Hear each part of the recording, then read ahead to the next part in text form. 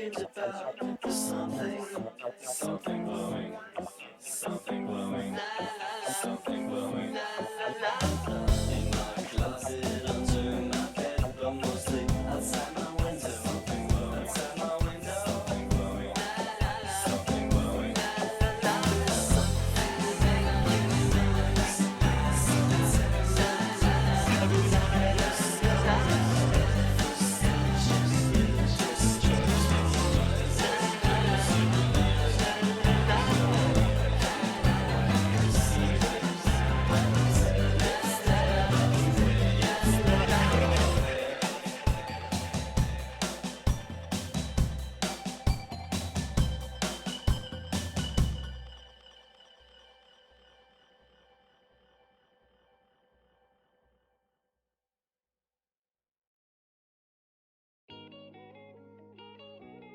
Hello. Oh, there's two of me. Uh-oh.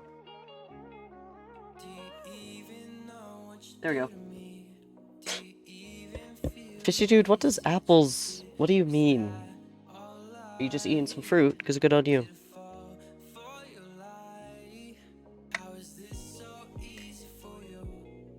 But hello.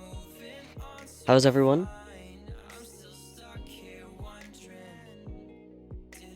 Hello, Zircon as well. Hello, hello. Fair enough.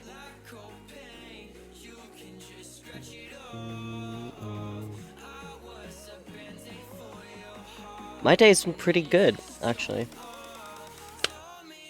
If you haven't seen it, I uploaded a new video today. That was most of my day. Was doing the thumbnail and uploading the video. If you haven't seen it already, you can do exclamation mark new video, and it should give you a link. Smoothies are good. Smoothie.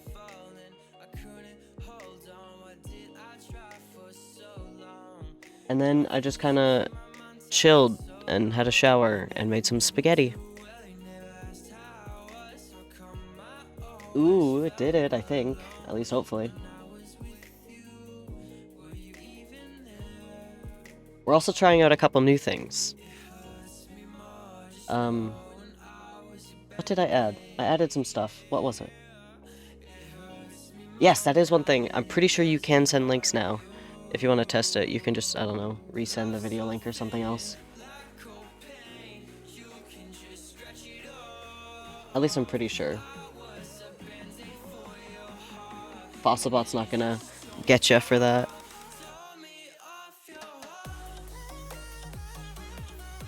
But I was messing around with Among Us. Sorry, I was messing around with Among Us. It's my favorite thing for some reason.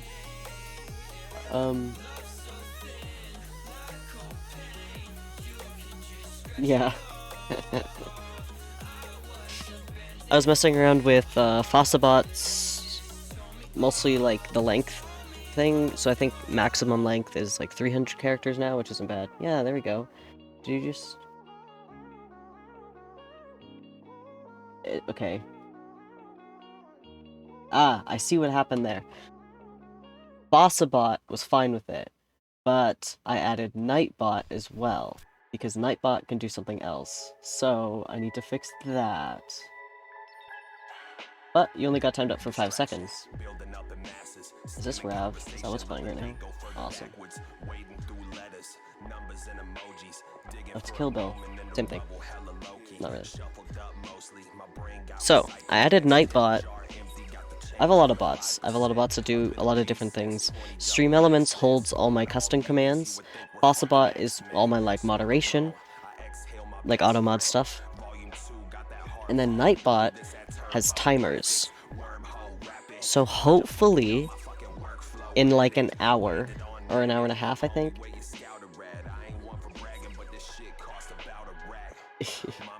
Yeah. To calculate how many potatoes would fit in the world's tallest person and the world's shortest person combined. That is such a weird math problem. I don't think there's 19 quotes yet, but that is such a weird math problem. But yeah, hopefully in an hour, Nightbot will automatically run an ad for me, I ran an ad at the beginning of the stream. During the like starting soon thing, I ran an ad. Oh, I guess it's still a math problem, but even if it's for a friend, but that is such an odd thing. No, Nightbot's gonna get you again. I haven't changed anything. I'll fix Nightbot. You probably should. Oh. I gotta fix Nightbot. Don't die. Sorry about that, Corey. Let me fix Nightbot. We got MCC music playing. Nightbot, shut up.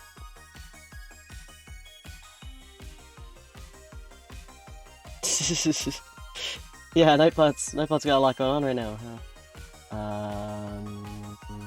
Spam protection. I'm just gonna disable all of this because I already have Fossabot.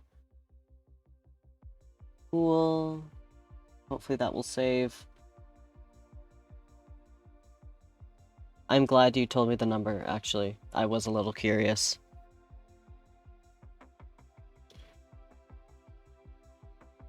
Okay. I was messing around with Nightbot because I was explaining. Ads. Here's the thing about Twitch ads. Give it like a minute and then make sure it like saves. The thing about Twitch ads, right, is how do I explain this? If you're not like subscribed to a person, obviously, right? You get an ad usually when you click on a stream. And I don't want that. I don't want people that click on the stream to get an ad because it's annoying and it makes people leave your stream before even seeing it, right? Because who's going to sit through an ad to see someone they don't know? So, to try and counter that even the smallest amount, I ran an ad, like a 1-minute ad, during the starting soon. So now I have a little timer that tells me that ads are off for about 20 to 30 minutes after you run that ad. So we still have about 10 minutes where anyone that comes into the stream won't get an automatic ad.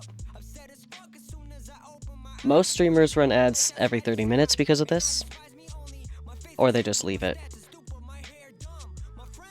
I'm gonna try and see, the reason I got Nightbot is to see if I can get it to automatically run an ad every hour, so that for a 20-minute gap, new people don't get ads,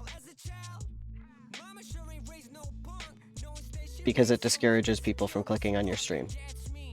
Does that make sense? That's why I have Nightbot, and I was messing around with settings. I hope that makes sense. It makes sense to me. I know what I'm doing. I didn't come up with it. This is mostly stolen from Sneak Snag. There we go. Cool, okay, awesome. So Nightbot shouldn't get you this time. And that is the Wikipedia page for Crazy Frog.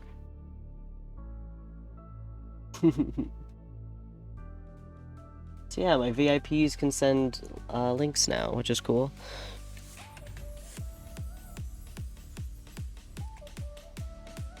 So that's the new things I added to the stream. This music is a little too intense, actually. Can we... that's a little too much. Chill out. Calm down. What clip? Yes. New video.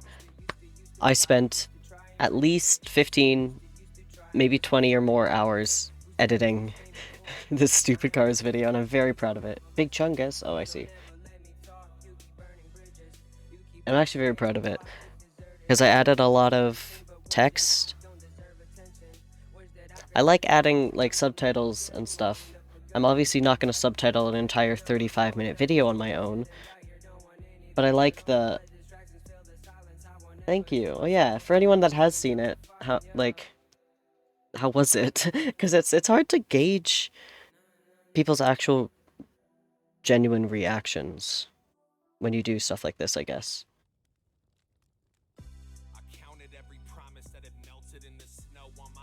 I don't know. It was a good sign as well. I was editing it. I was like laughing to myself at stuff that was happening, so that's always a good sign. I think it's a good video. It's gotten a very tremendous amount of support so far, so thank you all for watching.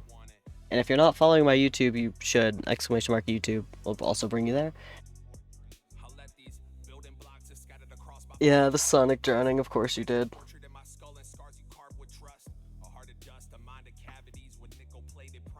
There was so many.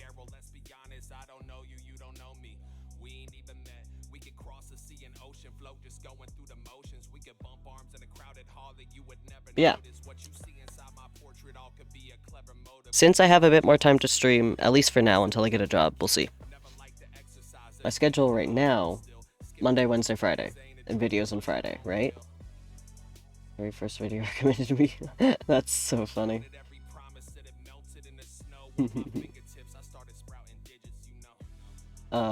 Yeah. My stream schedule is, speaking of Sonic drowning, oh no. Let me make sure I have the... I do. Actually, is that on this scene? Let me check. This. Ah, man. Gotta watch more. I love my sound alerts. It's very viewer interactive, which I enjoy a lot. Always looking for more viewer interactive stuff. Oh boy. But yeah, schedule Monday, Wednesday, Friday, right? We all know this. Ooh, you're close. Monday, variety game. Wednesday is usually Minecraft. Friday, every second Friday is D&D, but every other Friday than that, I want to either do variety. It's basically gonna be variety / reading streams. Yeah, next Wednesday's gonna be fun. Minecraft plan for that one. I've had this idea for a long time, like a couple months, of just, I want to read Animorphs. I want to read Animorphs so bad. And I love watching, like, React Andy kind of Twitch stuff. So this is kind of React Andy, but also, like, I'm reading something, which is kind of new. I want to read Animorphs, though. I cannot, because of copyright. I would love to read Animorphs to you guys. And just do, like, bedtime stories on Fridays. Really chill, like, calm. We just read and react to Animorphs because it'd be so funny. But it's, like, scholastic copyright, so I can't. But today, we are going to read... Oh my gosh. I cannot imagine. There probably is, isn't there? Animorphs fanfiction. We'll table that idea for later. What we will do today is we're reading a web thing. It's so hard to describe what we're doing. You kind of just have to see it. It's a mix of, like, a text story, and there's some videos in it. Hypertext fiction is what it's called, thank you. Where it's using, like, a website to tell a story. Instead of, like, a published book, right? It's just, like, a different medium of stories. It's fiction. We're reading a fictional story today, basically. And I emailed, like, the author, right? I emailed the author specifically, and I got permission. Even though it'd be fine either way, but I did get specific permission from the author, which I think is really cool. So that's what we're doing today. I don't know how long it will go for. I don't know how long the actual story is. I've read the first chapter. Did you leave a comment on the Cars video? I do want to, I do check all my my comments. Let me check. My YouTube.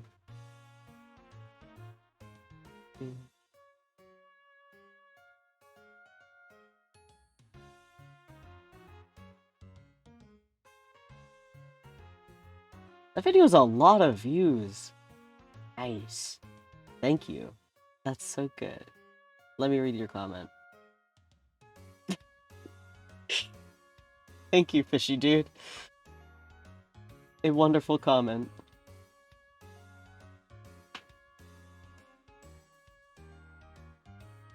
It's beautiful, thank you. I appreciate it. Appreciate all the views on my YouTube.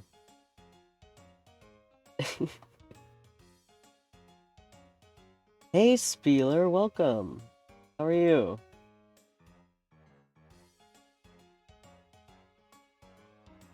Oh yeah, you're VIP now, by the way.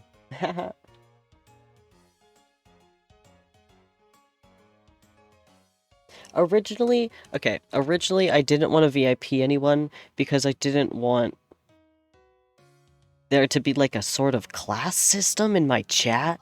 I know that feels odd.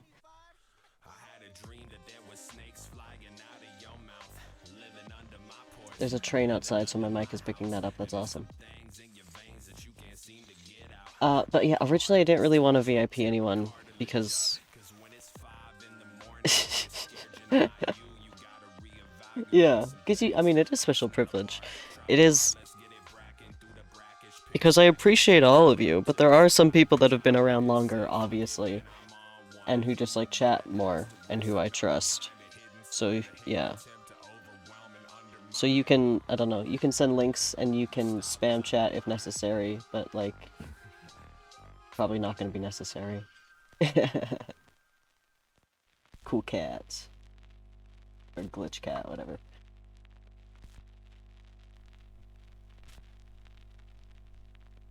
Yeah.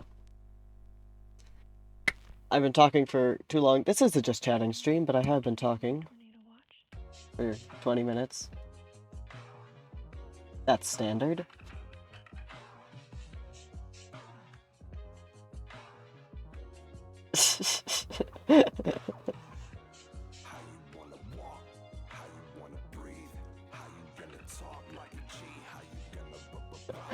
Wait, did you copy that? That's kind of funny. Yeah. I love the emote combos though, those are so good. Yeah, this is gonna be a... I don't know, I imagine this is like a cozy kind of type of stream, but it might not be. It might turn a little chaotic. You know how it is. It's a bone stream. You know how it is. Loving the chat, thank you.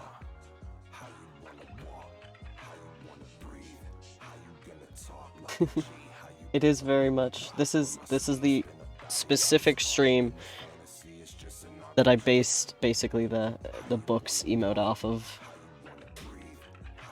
Because I like telling stories and I like reading stories. I want to contact more authors and ask if I could like actually read like full books on stream, cuz I think that's a sick idea and it'd be a great excuse for me to read a book and be more productive about it. Because I have so many books that I need to read, and so many books that I like sharing stuff with people, you know? There's some authors I have in mind that are like smaller and might let me. But we'll have to see. So for today, we're doing something that I know won't get copyrighted, and I have permission. I'm gonna switch to a different playlist so we don't get lyrics.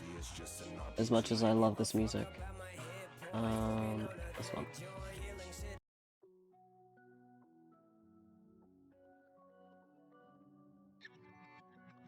Exactly.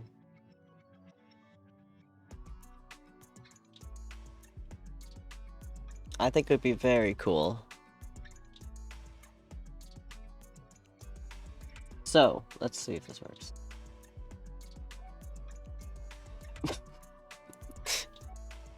I mean, if you want, you can DM it to me, but I don't know what joke you're thinking of. Welcome to the stream. We're not. I've realized I should probably do incognito mode so I don't leak more stuff whenever I go on window capture. Just in case. I'm being bullied. Okay, so.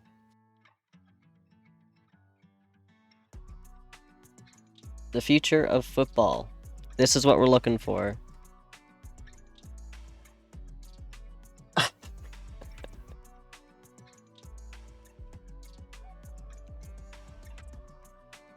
This is, okay, I know this looks a little weird right now, but this is the story, okay? Trust me.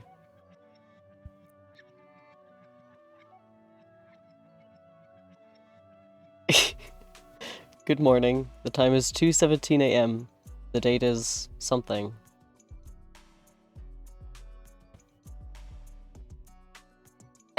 Yeah, I don't think you need to know anything about football. Is the music good? Okay, a couple questions. 1, is the music good? 2, should I do voices?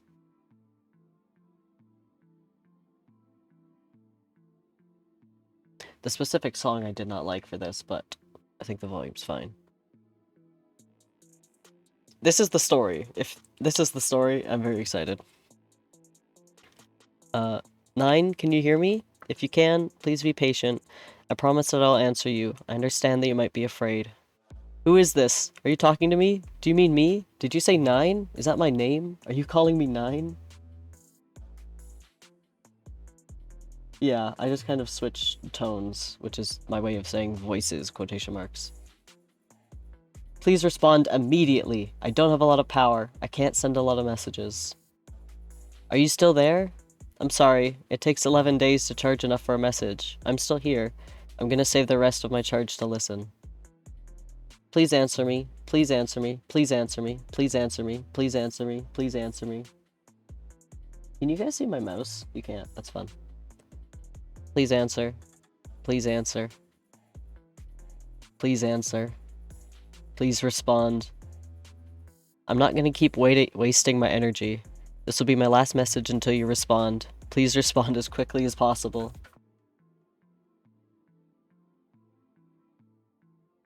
You need to answer. Please answer. Please answer. Please answer. Please answer. Please answer. I know. It is very neat. Different year. Please, you need to answer me. This is going to be my final attempt to contact you. Do not send me any more messages until you will answer me quickly. This is my final transmission. Please answer me. Please fucking answer me. Fucking answer me. Fucking answer me. Please answer. Please answer. Please answer. 9. I'm so sorry. I can only transmit short messages. I need to preserve power, and so do you. Listen very carefully. It takes 217 days for my message to reach you. It takes another 217 for your response to reach me. Call me 10 in your message so that I know you're responding to me. More will follow. I love you so much. I don't remember you telling me that you found this in religion class. It's funny. And not surprising. Oh yeah. I forgot to mention, Zircon did show me this one day. And I immediately, like, I read part of it and I was like, dude, I want to read this out loud. That was months ago. You said to call you 10. Who are you? Why does it take so long? I don't understand what's going on. I don't know who I am or where I am. I'm all by myself. Who are you? I love you too. I know you said to preserve my power and you can't hear this, but I have to talk to you. I miss you. Minecraft music. I don't know anything. You're the only one I know. I miss you.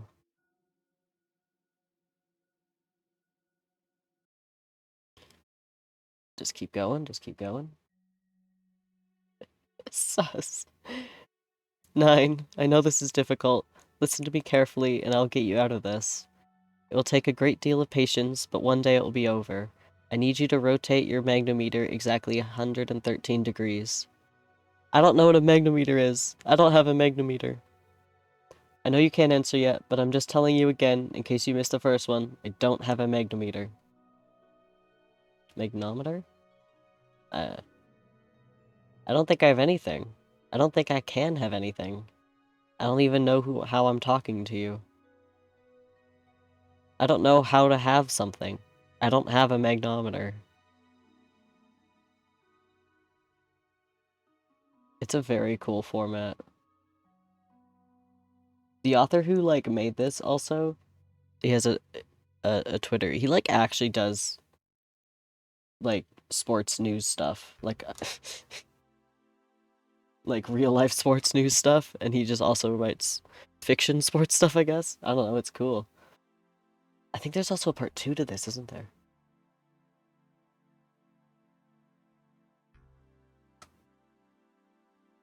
July 46, September 46, October 46. Yes, you do, buddy. Wait. Okay, it's here. Okay, I did it. Yeah, he's like a big important dude, like actually. It's kind of funny. I need you to know that I'm getting good at being patient, but I also need you to know that it is really hard. If it's possible to get back to me any sooner, then you need to do that.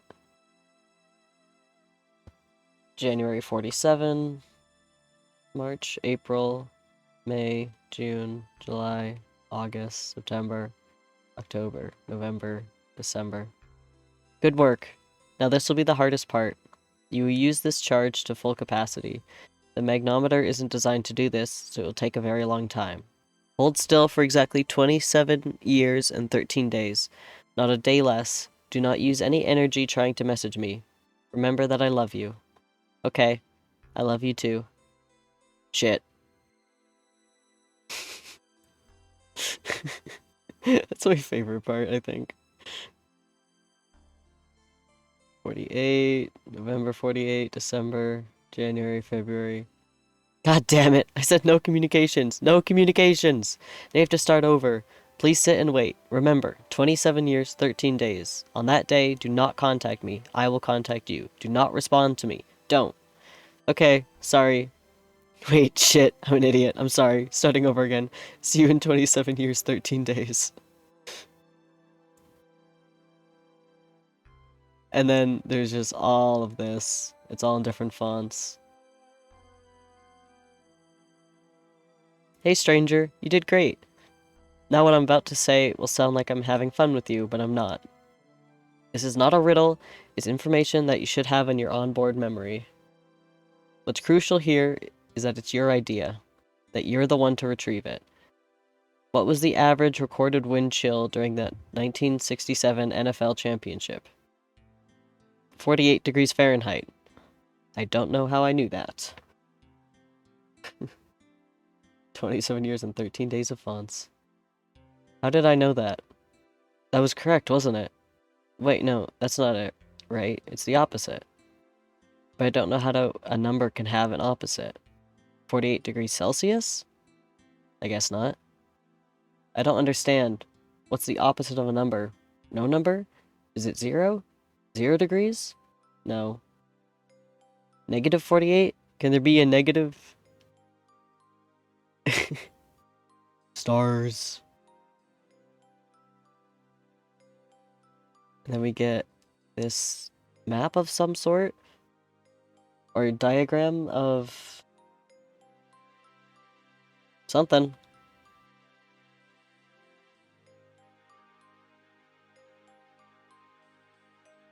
Another calendar. Pioneer calendar. You did great. Fantastic work. It would have been easier for you to say 228 Kelvin than negative 48 degrees Fahrenheit. We wanted you to independently access a negative number. We figured that if you access something negative, something abstract, it would trip you up enough to let us establish the link. Frank Gifford was calling that game. On the broadcast, he says at one point, I'm going to take a bite of my coffee. Always thought that was funny. I know that. How do I know that? How do I know who Frank Gifford was? was one of the artifacts in your data storage unit. While they were testing it out, they were writing and erasing all kinds. Hi, Dawson. It is Bone from Cars 3 Driven to Win. Did you enjoy the video?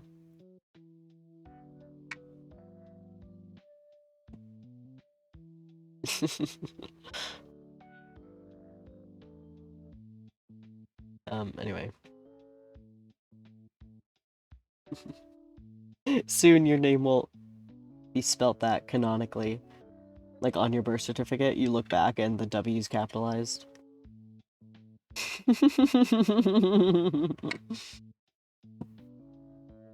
I'm glad. It took a lot of time, as you know. I was messaging like 2 different group chats, like all the time as I was editing, and I was just like, gosh, cars. Did I tell you all that I had a dream about Cars 3? I was editing for at least 4 hours one night, and I went to bed. Like, I was like, okay, enough editing, we're done. It was like 3:30 a.m. and I went to bed, and then I had a dream about editing Cars 3. Someone paid for the certificate. It costs a lot to change your name.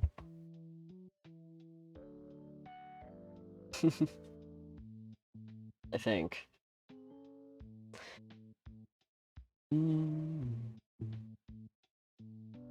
Yeah.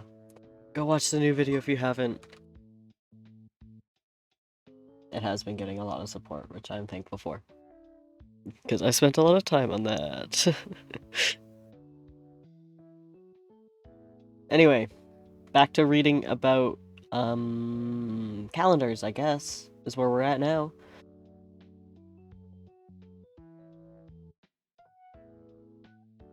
I don't know if you could. I know there's laws on, like, what you can change your name to. Like, you can't put a question mark in your name. I don't think they can stop you from changing capitalization. You'd have to look it up. You'd have to look up Alberta laws, vital statistics, probably. Anyway. What do you mean, test? You can't just... It's not like a username. You can't just see, oh, I wonder if this will get accepted, and then...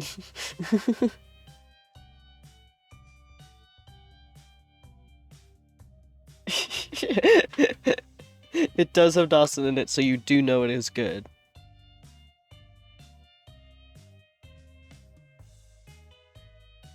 That is very true, thank you, Dawson. You can do exclamation mark new video if you haven't seen it. Or exclamation mark YouTube.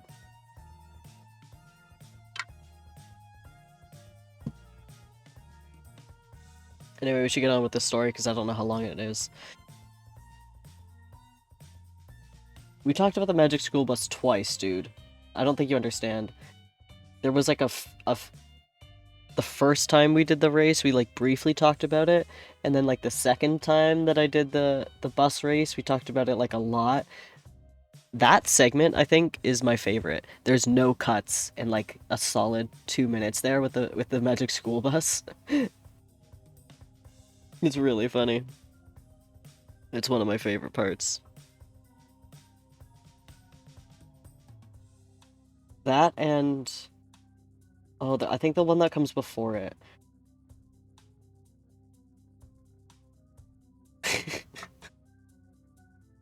Yeah. I think... What was my reasoning for not including that? I think you were laughing too much that it was, like, indistinguishable from what you were saying. And there was just, like, a lot of time frames. It was hard to input. It's hard to... It's hard to edit down a 5-hour VOD into 35 minutes. So, a lot of stuff sadly had to get cut. If you really wanted to know the pain of purgatory, you can watch the VOD. Oh.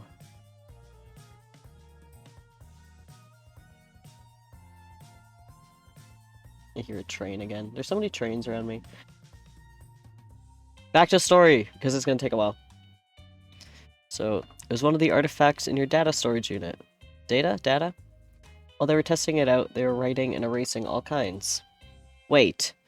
Of random data on it. Cake recipes, Beatles lyrics, all kinds of shit. One of them was a football fan, and of course, during the 1967 football season, you were being... Wait. Guess what? How are you answering me so fast? You're capable of quantum communication now. Before that, we had to basically transmit to each other in three-dimensional space. And of course, that took forever, but with a quantum link established, we, can communicate in real time. We fixed you up with some goodies too. Your DSU was only built to hold about 2 kilobytes of data, which, shit, a washing machine is more than that. We reformatted it to fit about 5 exabytes. Knock yourself out, buddy. We've got, what? More if you need it. Hand waving the speed of light away? What? Listen, 9. Are you gonna keep doing this? Is crosstalk just your deal? Wanna shut up for even a second? I don't know anything. I don't know anything. Why have you done this?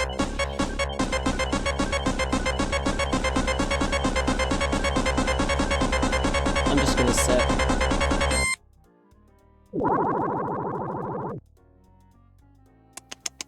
Why? Well, now you're out of channel points, and you gotta wait another hour-ish. I actually don't know how many channel points you get. How long does it take up to save up for one Sonic drowning, I wonder?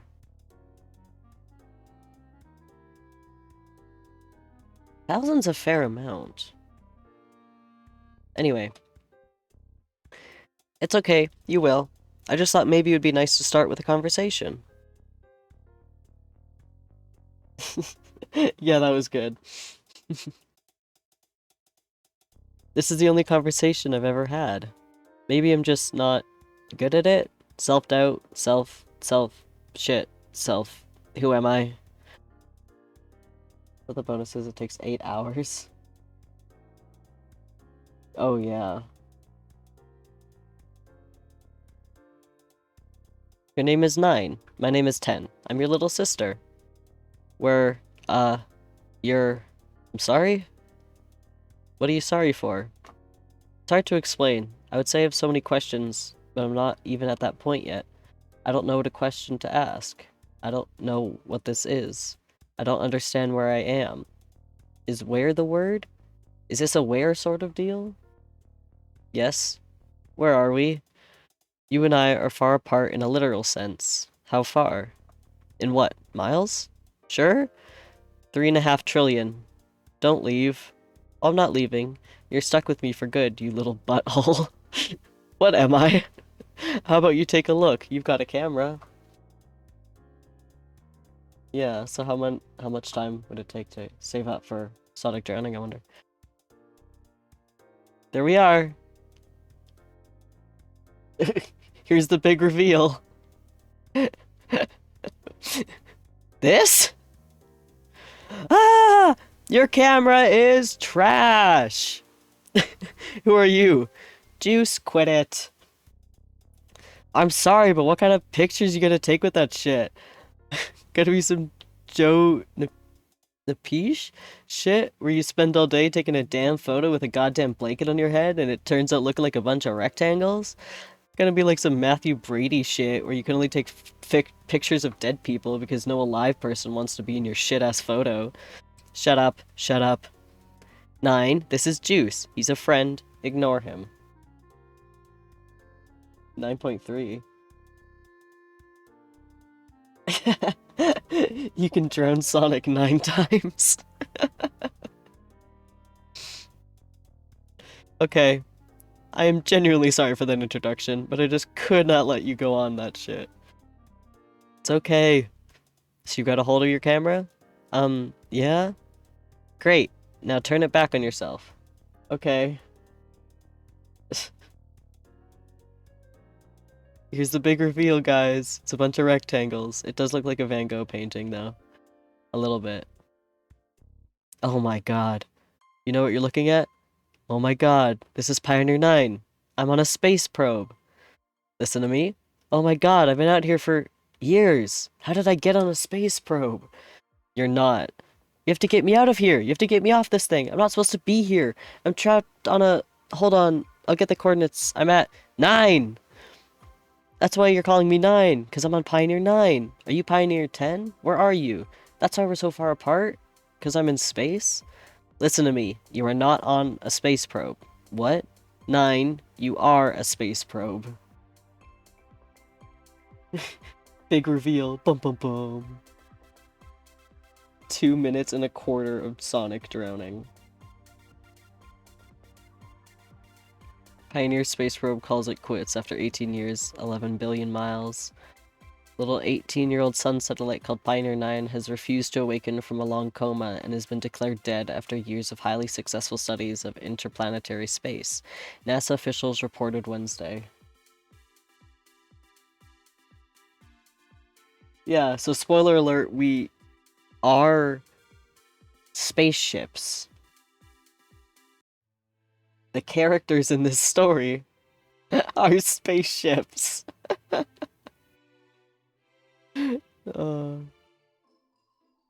It's so good.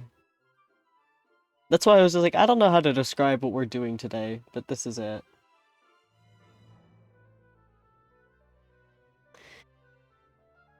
The result was nothing. On the basis of that and many other attempts, we've decided we can no longer communicate with Pioneer 9. Think of it as having been in a coma, said NASA spokeswoman Linda Blum. Now it's officially dead. No, okay. What year is it? Is Steely Dan still together? What? Probably. You can take all the time you need to. I know you have a lot of questions. I bet I can answer most of them for you. In the meantime, I think it'd be a good idea for you to sit back and process. We've got all the time in the world to talk. I love you, 9. You know that? I love you. Hey, I don't know if this is the right time or whatever, but I was just looking at the clicker, and we got a tornado game about to happen right now. Where? Game number 3887. It's a big one in Nebraska. End zones, Wyoming and Iowa. What's the score? 24-24 tie. Next score wins. What year is it? Oof. We gotta see this one. 9, you wanna watch some football? What year is it? Okay. Let me pause my music. We're watching a video. React Andy time.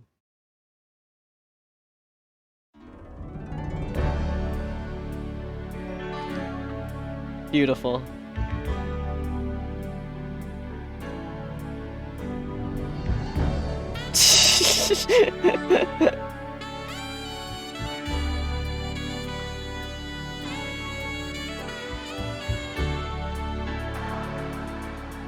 It's so good.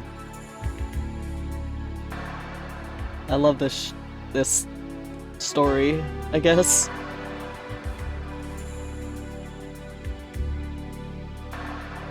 There is no future in football.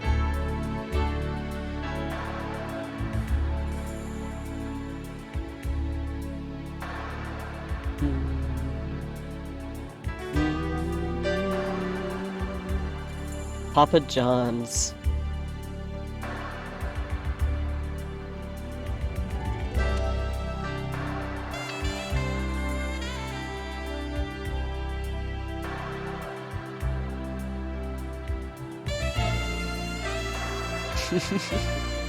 This is like the intro to the story, basically.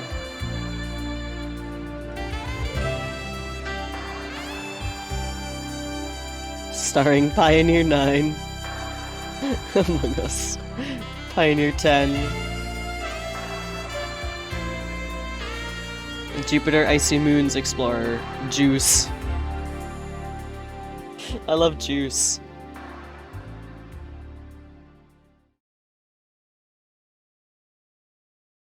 Oh no, my poor...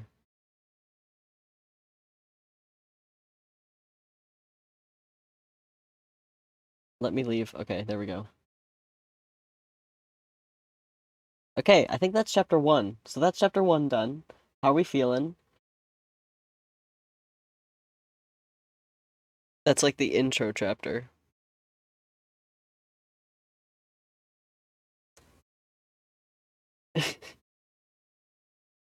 Mm-hmm. Not? Okay.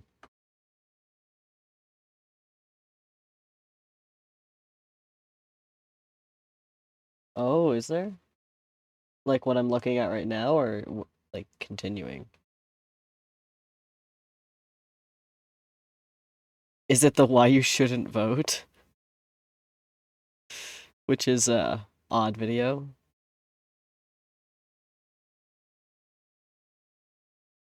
The next page. Okay. Let's continue, shall we? I'm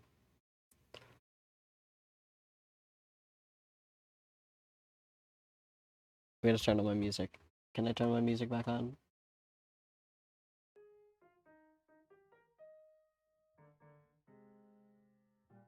Hold on, wait. Let me do music stuff. I want to just listen to the Animal Crossing soundtrack during this because I think that's fun.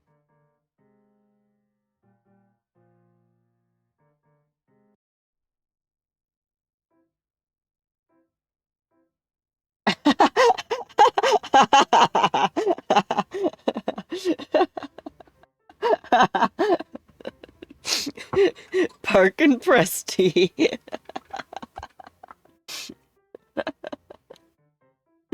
Oh. That's a pretty good joke, to be fair. That made me laugh. Yeah, the year is 17776. It's also the title of the story we're reading. It's really funny. Do you guys want another American truck driving simulator stream?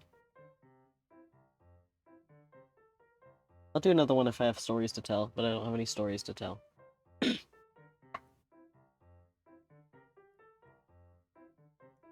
Also, my next streams are kind of planned out. I will say, briefly before I forget, I'm going to visit family for the weekend, and I will hopefully be back on Monday so that I can stream. And I did say, I think Monday we're gonna play Genshin Impact. If I'm back home by then, Monday, we'll play Genshin Impact for the first time. It'll be a mess. Anyway, that's if I'm back home. Hopefully I will be. So, I don't know what this image is. Oh, there's lightning. That's kind of cool. Go! Go, go, go, go, go, go, go, go, go, go, go! Is the camera on? Yeah. Okay, I'm here with Mikey and Danny. Yo! What up? Micah's got the wheel, and Danny's gonna come to you with the play-by-play. Danny, what do you... So we're live in the middle of game 3887 field of play in Nebraska, end zones Wyoming and Iowa, next score wins. Good image? Next score wins, yeah? And it's tied 24-24. A lot of guys are trying to chase this game, but we're the only ones who have been on top of it the whole time. We've been chasing it 8 years now. 8.5 years now. Yeah, 8.5 years now. Micah, speed up. Dude, I can't... Fucking, the cops won't let me pass. Oh, hold on. Get up next to him, roll down the window. Sir, hello, officer? You boys need to keep your distance. Sir, we're just trying to shoot game 3887. You can do that from out here. You don't need to get close to the twister. This is stupid, dude. I've been in like 20 twisters. Officer, we've been in a lot of tornadoes. We know how to handle ourselves. This game here is headed straight toward the tornado. It might go up in the twister. You're plenty close for that. Sir, if we could just... This is not a debate. I'm not going to debate with you. I am. What I'm going to do is I'll pull you over and bring all three of you before the county magistrate. Do you want that? You don't need to know anything about sport. Ball. Yeah. You really don't need to know anything about football. This thing is confusing enough. No, officer. Sorry, officer. This is bullshit. Whoa, whoa, whoa, whoa. Hey, no, it's cool. Look. Is that Nancy? That's Nancy. This is... Give me the camera. Everybody, you're looking at Nancy McGunnell. About, 500 feet outside our driver's side door.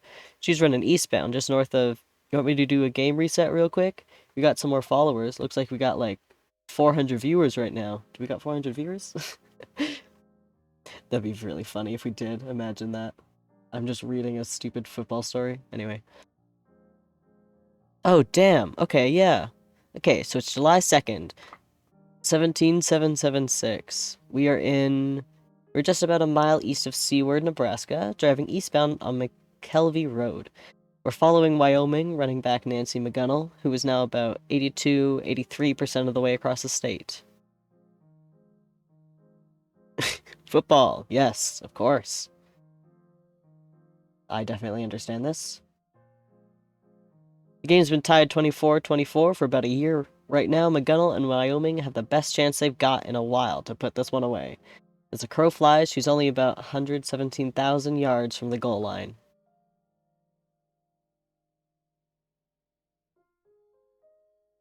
Nice. Where do you think she's headed? Straight across?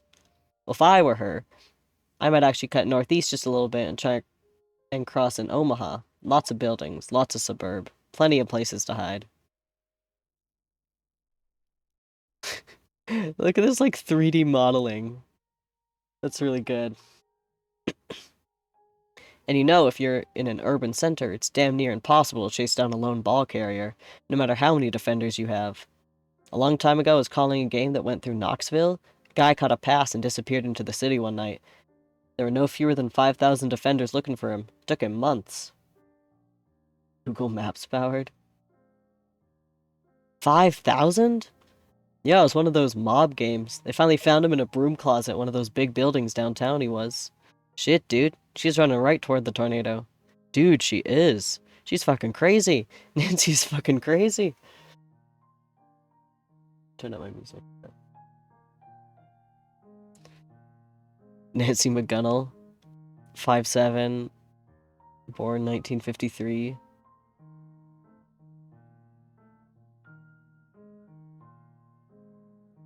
A bunch of numbers I'm not going to read. Before recently unretiring, Nancy helped her daughter run a general store. No, I like this. I like this. I've seen this done. You've seen what? A player run up into a twister? Yep, she planned this. I guarantee that Wyoming planned for this. Here, I can draw this up for everybody. Ah, yes, of course.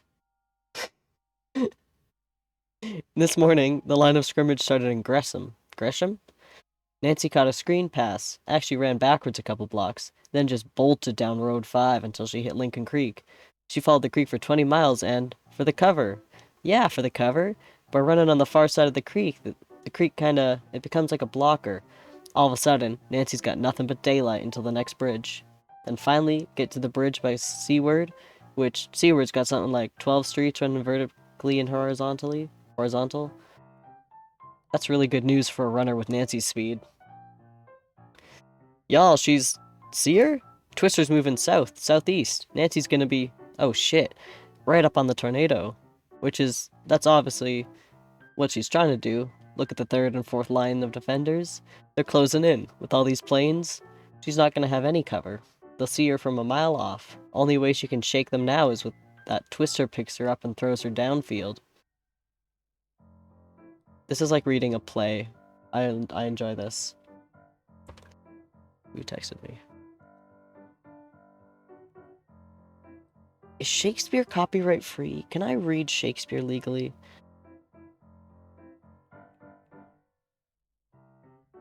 I would love to read Shakespeare. Get some guests on, we could read some Shakespeare. That'd be funny. It's an EF5. That's an EF5? Oh, it's absolutely an EF5. Look at that. See that flying around? Yeah. House. Fuck. Oh, fuck. How far do you think it might throw her? Pfft, I don't know. I mean, just by looking at it, it's one of the strongest looking tornadoes I've ever seen. A human being could go 5 miles, 10 miles. Only thing is, there's no telling which direction. So, I mean, we're coming right up on this thing. Any closer, we're gonna get crushed by a flying train car or some shit like that. And I just bought this damn truck. Bullshit, you bought it. You bought it like 40 years ago. Nah, man. No bullshit, man, you did. Remember I was there with you. Remember we went to, Davenport? We bought it off that dude? Man, I don't know, maybe. Who gives a shit? This is one of the best trucks I've ever had. Why? What about this fucking 11083 Silverado is. It's a 12083 Silverado. Different from... Okay, yeah, exactly. 11083, 12083, what's the difference? Name one thing that's different. 1,000 years? Name me one thing that's different. You can fit a big pop in a cup holder. Pop holder? Cup holder. Obviously you can hold pop in it, you don't have to restrict to it. You like this truck because you can roll around and sipping... you can roll around sipping a goddamn 800-ounce chug-a-lug or whatever. Laughing. Such a dumbass, dude. You're a dumbass. Look, look, look, look. She's like almost there. She's like right there. Whoa, we got lots of people watching. We got like 6,000 people watching. Is that a record? For us, I think so, yeah. Okay, so for everybody who's just tuning in, anyone who's just tuning into the stream also, Nancy McGunnell's about 25 miles into a run, dude. Don't point it at me. The twister, look at the twister. Sorry. She's trying to, or at least we think she's trying to get herself caught in the tornado and get flung somewhere downfield. You're watching football history right now. As earlier I was keeping pace with her. She was probably running 20 miles an hour, easy. That's pretty fast. And that's what makes her one of the best running backs playing in the Midwest right now. If she can create a little bit of space and go on a distance run, she might turn the jets on you at any... She's going up! She is! Nancy's up in the twister! She has left the... Holy shit! Ground, and she is airborne! She is airborne!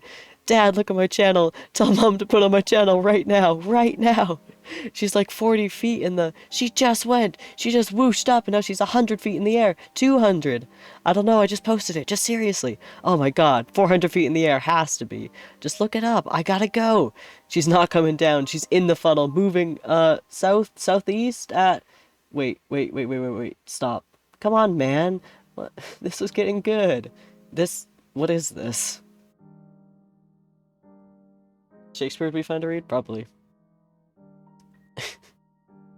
Nancy's in the fucking tornado, man. What is this?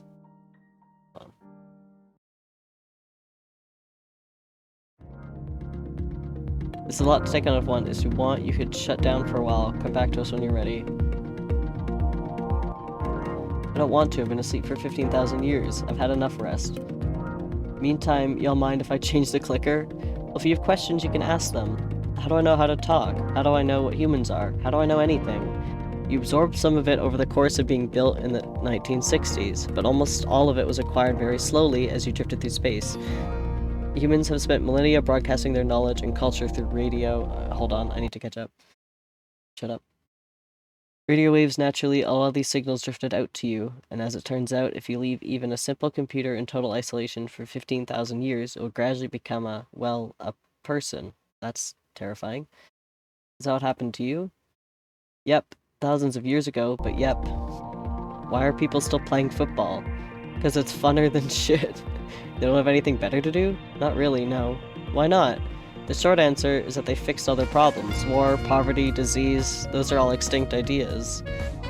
Yeah, but so's Lunchables. Prike victory. You've never eaten Lunchables.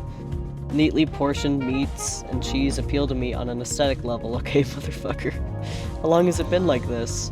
On April 7th, 2026, people stopped being born. On the same day, people stopped dying, and people stopped aging. Ham, cheese, ham, cracker, cheese, ham, cheese, cracker, ham, and cheese. Why? We don't know. Nobody knows. How could you not know that? I don't understand. How do... Could even do a little, like, Big Mac, so it's like cracker, ham, cheese, cracker. We not know why. 9. It's just simple fact. We have a bunch of wild guesses, but no evidence for any of them. Nobody has any idea. This isn't right. That's not right. So everyone on Earth is 50,000 years old? 50,700 years old or something? According to the census, there was... Okay, this is going so fast. Give me a minute. According to the census, there's 8,073,301 people on Earth, and all of them were born between 1910 and 2026. So yes, so between 15,750 and 15,866 years old. And they play football all day?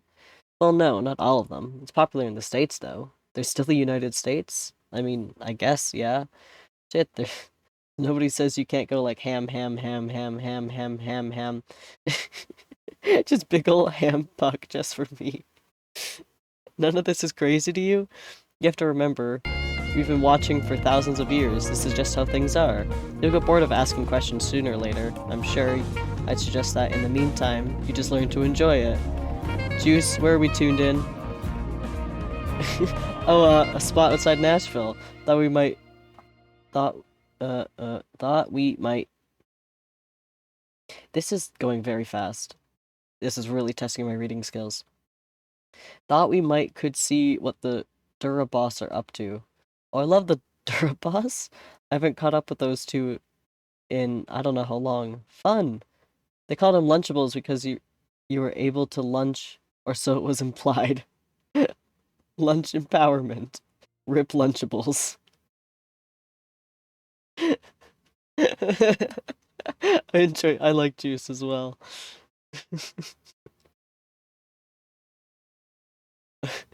Okay, sorry, that was very quick. I need water.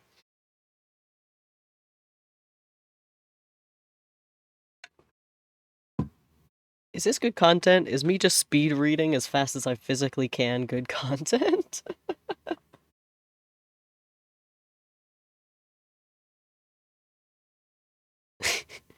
Sorry, I just thought, what if someone found the Cars video, right? And clicked on Twitch and is now watching this. This is so far from what Cars is, the movie, or the video game, and the movie. I find that really funny. Oh? Okay. Turn back my Animal Crossing.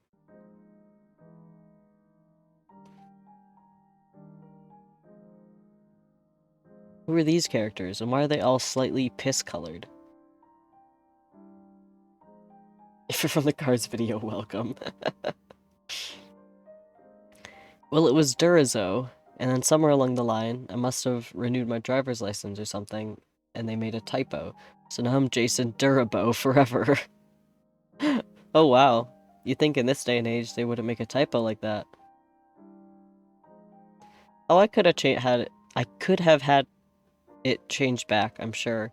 I wish I could remember when it was. I mean, my papa's name is Durazo, so mine was definitely Durazo when I was born. But on my first football card it says Durabo. That was in 5583. So sometime between then and there, I guess. Okay, so now you have to explain why your name is Durabo. You know what, Lori? You know what? That is a good question. I told him, listen, Jay, I changed my name for you once. I'm not gonna do it again. Right? But then after a while, it just got obnoxious. Durabo and Durazo. Durabo and Durazo. Whenever we'd get wedding invites, whenever we were in the news together, so I gave in. Emily Durabo and Jason Durabo. 5'10", 6'2", throws right. Okay. You're born in 98, you were born in... Why'd they change the year format? I don't like that. After 480 seasons, it's clear that Emily's career is just getting started. Her combination of size and long-distance running ability have led to the rest of the Tennessee Coastal League, and in fact the rest of the country, to reconsider the role of the tight end in cross-country football. Cross-country football? Because... Do you get it? Because they're going across the country. One of the most productive players ever to play tight end. Emily has turned down offers to play in larger football leagues. Tennessee's my home, she explains. I've lived here for what, 3,000 years? 3,500 years or so? I don't know how old I am. I don't really care. In 5583, Jason proved he's more than just Emily's husband. At wideout, he placed 9th in the Tennessee Coastal League with numbers receiving yards on just 81 receptions, including a 57-mile scamper through the Great Smoky Mountains. His opponent, Knoxville, assembled a 300-person search party to bring him down, but Jackson evaded them for nearly 3 weeks. His secret? I kept moving, he says. If you're lost and you want to be found, you stay right where you are, and trust them to eventually get on your little square of the map. But if you want to stay lost, wander around, zigzag, even go backwards if you have to. The other thing is don't piss in the campfire. Good words from Jason. Man, it's funny how you don't remember something so obvious. There's just too much to remember. Oh, absolutely. I mean, it's thousands of years. You can only remember so much. Okay, embarrassing story time. Story time? Wait, story time? That's not it. Oh, I can't remember my stupid things anymore. No, that's not it. Story time. Story time is very important around here. Is this a gay story? Okay, hold on. Story time is very important around here. Let me put on some coffee. I got it. Don't get up. Thank you, baby. Okay, so this would have been in the 13500s because yes, I was apartment shopping in Seattle. So sometime around then. I was single at the time, so I was just looking for a one-bedroom. Like a real one-bedroom. You know how landlords always listing studio apartments as one-bedrooms? Oh, yes. That's a whole other situation. Anyway, I see the place and I'm like, this is perfect. Beautiful bay windows, washer and dryer in the building, tall ceilings, exposed brick, everything. It's everything I want, it's just perfect. So I signed the lease right there on the spot. Because it's like, it's just perfect for me. It's literally everything I'm looking for in an apartment. Well, this is like a month after I move in. I was doing the dishes and then it just froze and I realized I had lived there before. Oh no, oh my god, when? I don't know, way back, a really long time ago. You know, actually, I went back and I looked it up. I lived there for 2 years back in 71, 74, and I realized I'd arranged the furniture pretty much the same way and everything. Oh god, it was so weird. You know what was even weirder? Was when I went back and looked at my old photos from when I lived there before. It was unreal, seeing myself in the same living room from 6,000 years ago. It was like looking like a ghost. I couldn't decide whether it was more scary or funny, because obviously you looked at my wardrobe and it was clear. I had some serious 71s going on. I wonder what fashion that would be. Tell me you were wearing a snap bracelet? Oh yeah. Oh yeah. I had like 5 on my arm. Skinny jeans, bowling shoes. It was like taking a time machine back in 71, 70s. Oh, that's so great. Fuck, it was so bad. Oh, what is it? What is this here? French press. It's the only way to brew coffee. Quicker, too. Too fancy for me. Jesus, too fancy. Thank you. So, Jason, Emily's told me a little about your project. How's it going? Oh, well, it's a lot of work, but it's a lot of fun. So this is Jason, Emily, and some random dude. Oh. Is this the project? Less known whereabouts. Sold on eBay.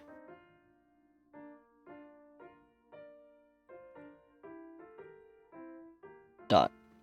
What? Jason, come on, you're being ridiculous. You can tell Lori. No, it's okay. Seriously, don't mind me if I'm being nosy. No, you know what? Sorry. I'm just used to not talking about it. It's kind of a weird story anyway. I don't know if you wanna... Jay, oh my god, it's a great story. Tell it. Okay. So, you're right. This story sucks. I'm bored. Okay, alright. Do you know who Coy, Detmer is? I don't? Okay. Coy Detmer is retired now, but he played football in the NFL in the 1990s. He had a clipboard most of his career, though. It is story time. I might just keep this emote on the screen the whole time, because it's story time.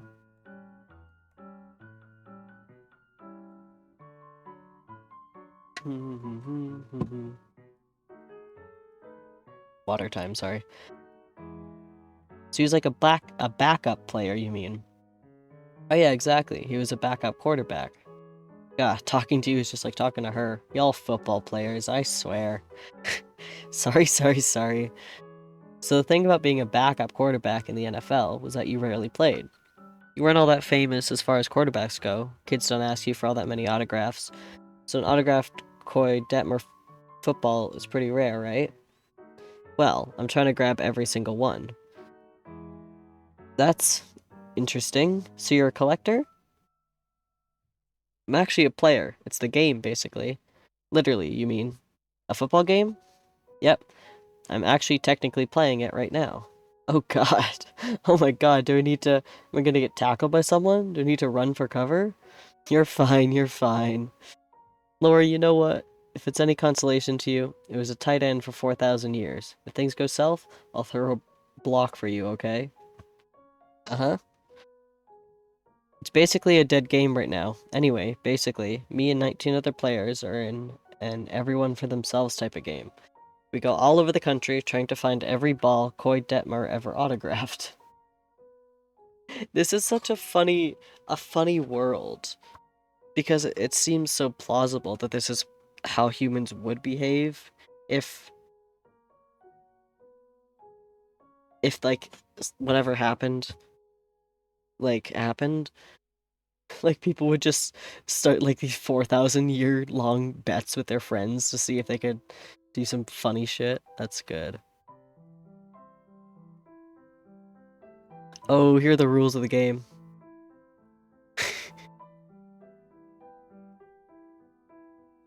Yeah, it's a cool depiction of immortality. It's my fucking thing. It's my little dude is covering the chat a little bit. That's fine.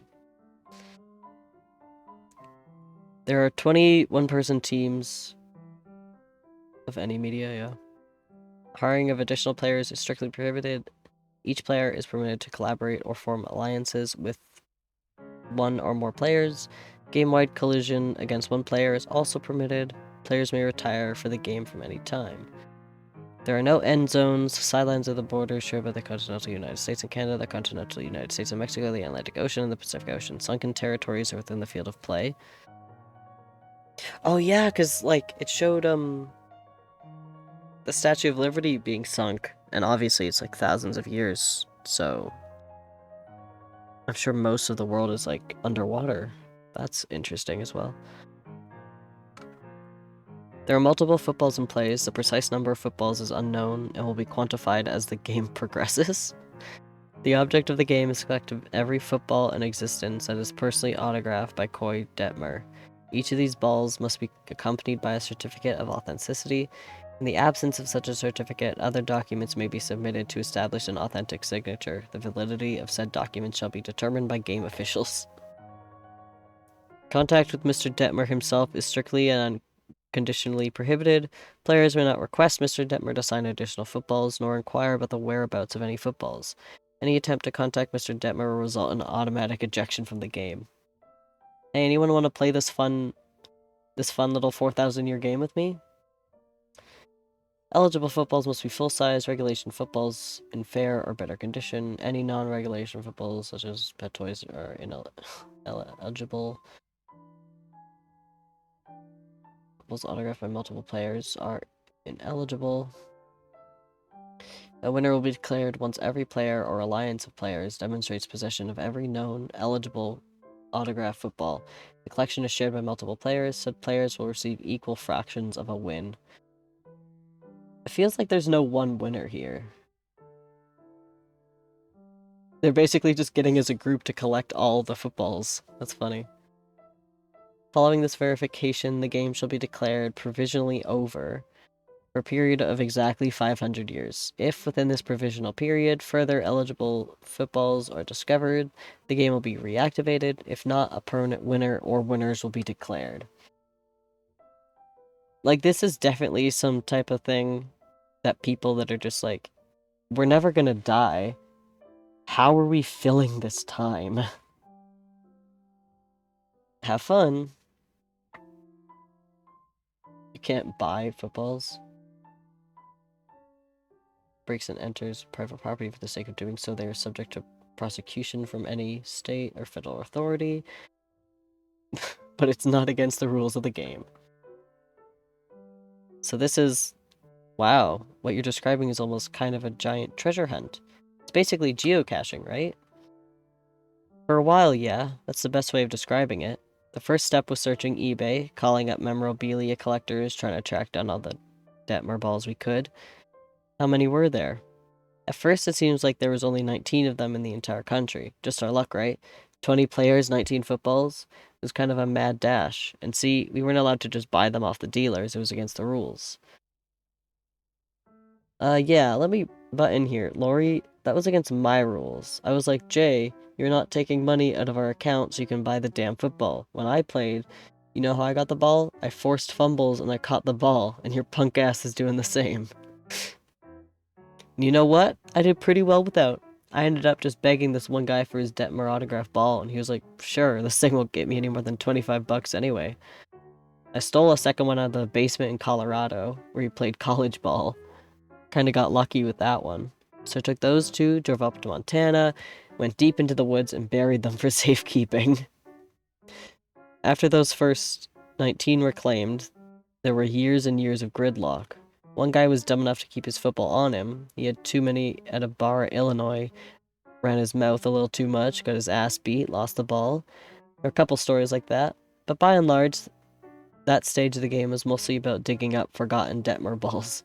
The ones that were sitting in attics and old boxes for 15,000 years and forgotten about. That must have been a nightmare. At first, it was really fun. It was a lot of really challenging detective work. At first, I had all my research stored on my computer, but I got hacked by another team and lost a ton of it. So I did it the old-fashioned way. After a while, I'd probably filled 2 dozen notepads full of notes. Phone numbers, coordinates, notes on where I thought the balls might be, intel on how tough they'd be to break into, all of that. Boom, boom, boom, boom, boom. What is this image? Oh.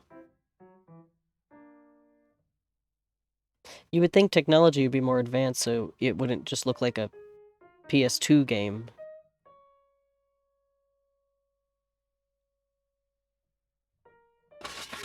I forgot that this is mostly reading and talking. So I'm resting my voice a minute. Give me a moment.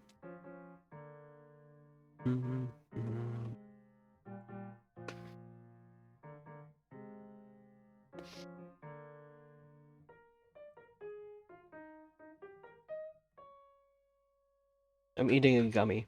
Hold on.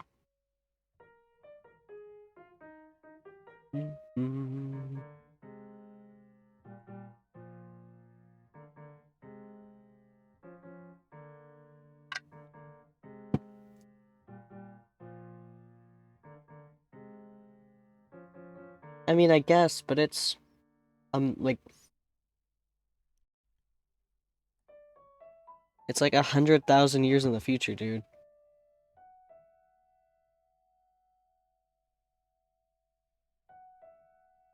But yeah, after a point, it was damn near impossible. I mean, I knew from day one I was gonna run into dead ends, but it was so hard to know where to start.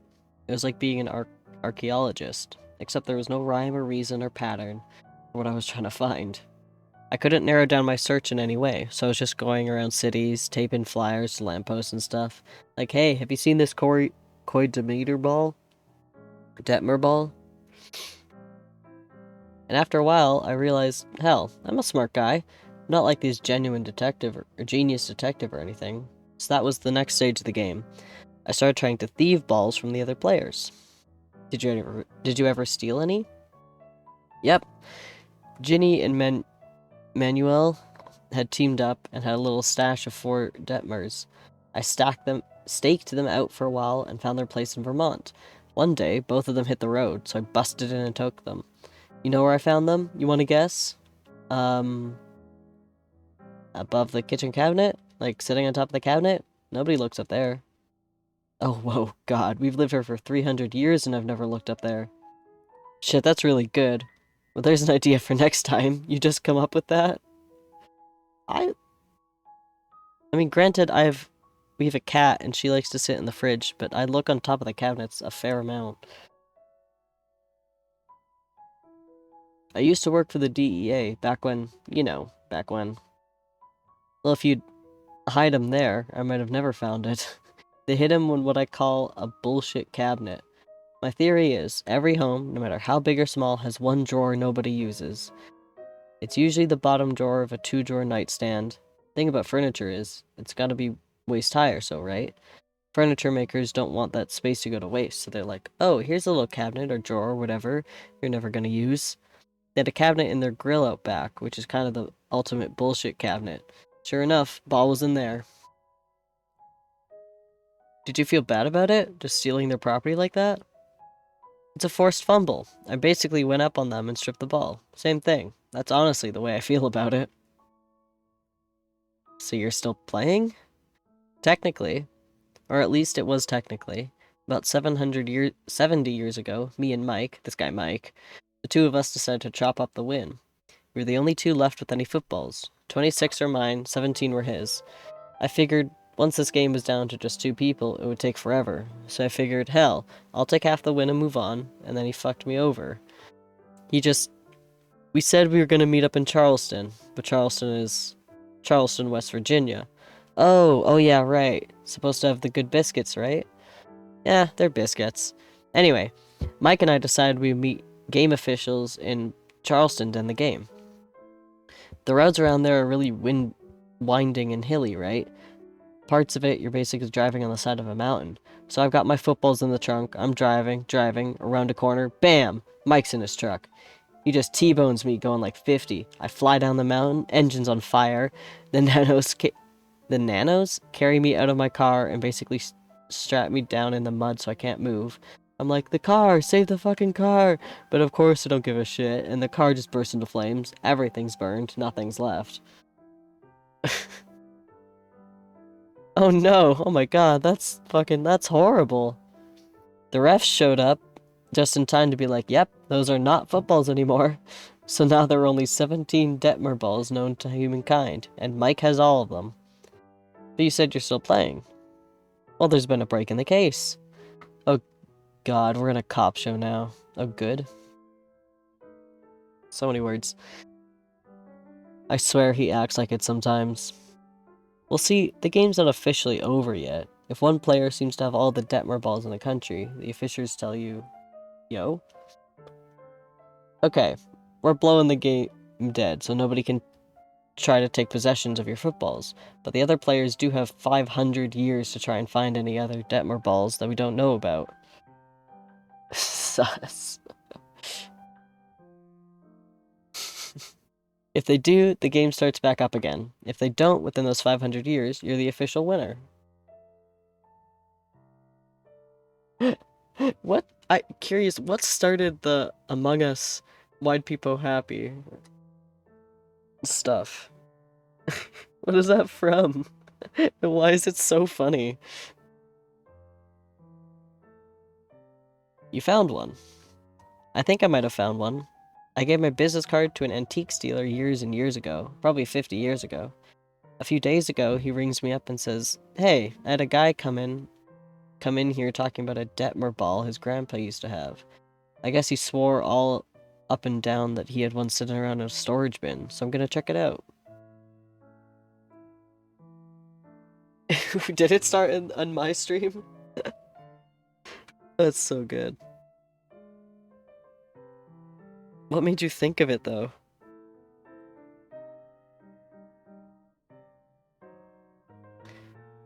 Where is it? Can I ask?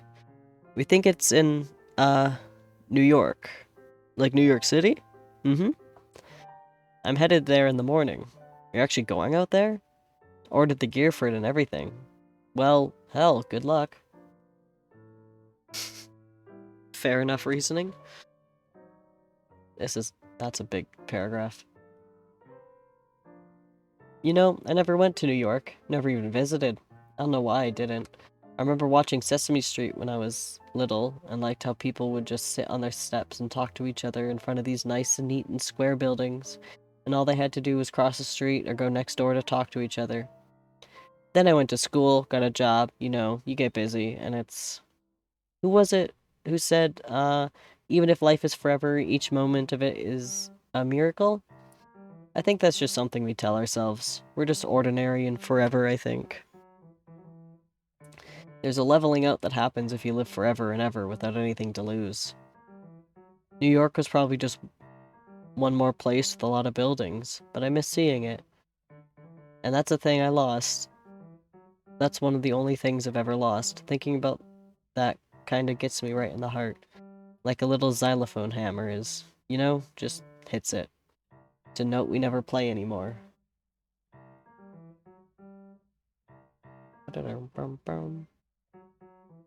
Oh, there's New York. Yeah, that's an interesting... I don't know how I feel about that paragraph.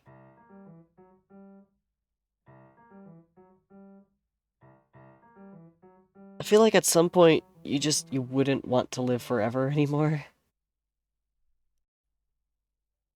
You've run out of stuff to do. In this society, do they still have to, like, go to, like, a 9-to-5 job?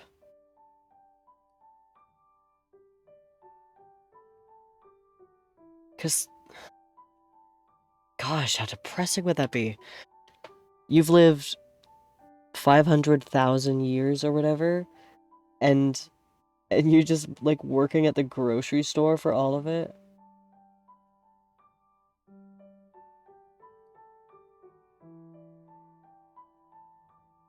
Okay, it does get explained, but I'm still, like... If you were a kid when this happened, you stay a kid forever? Whatever. What number is that? 15? No. 150,000. Right? No, that's 15,000. Okay. What are nanos? I'll watch a little video now.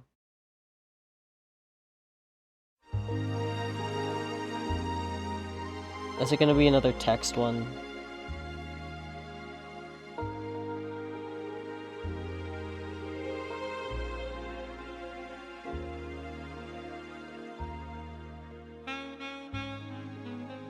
He said nanos. Who's saying they pulled him out of the car? What are nanos?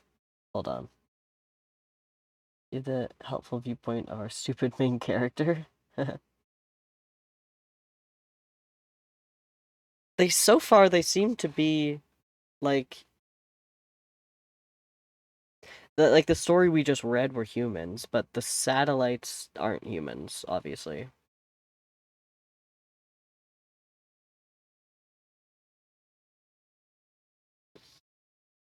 But I feel like the story we just read are humans.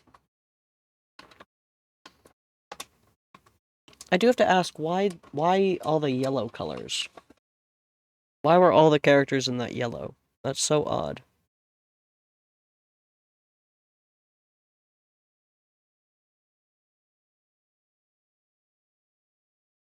We're turning this to... that makes sense.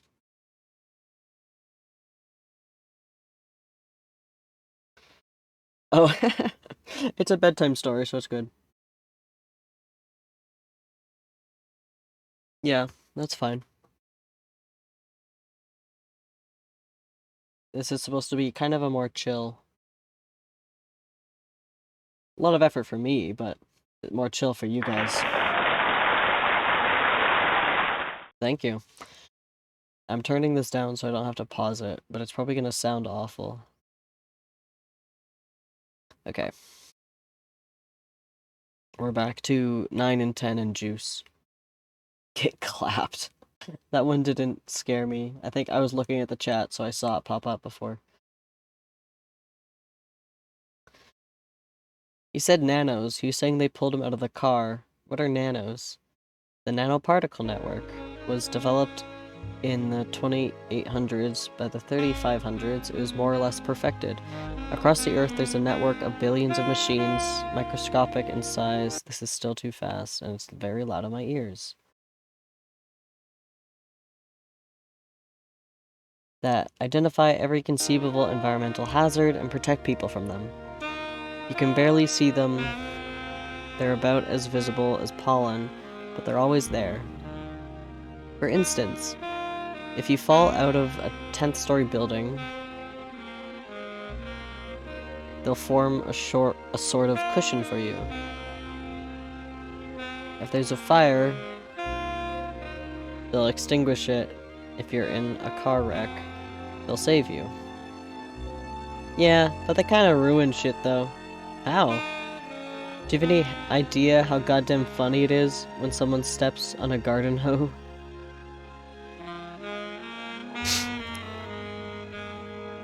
Back in the day, I tracked every garden hoe lying on the ground.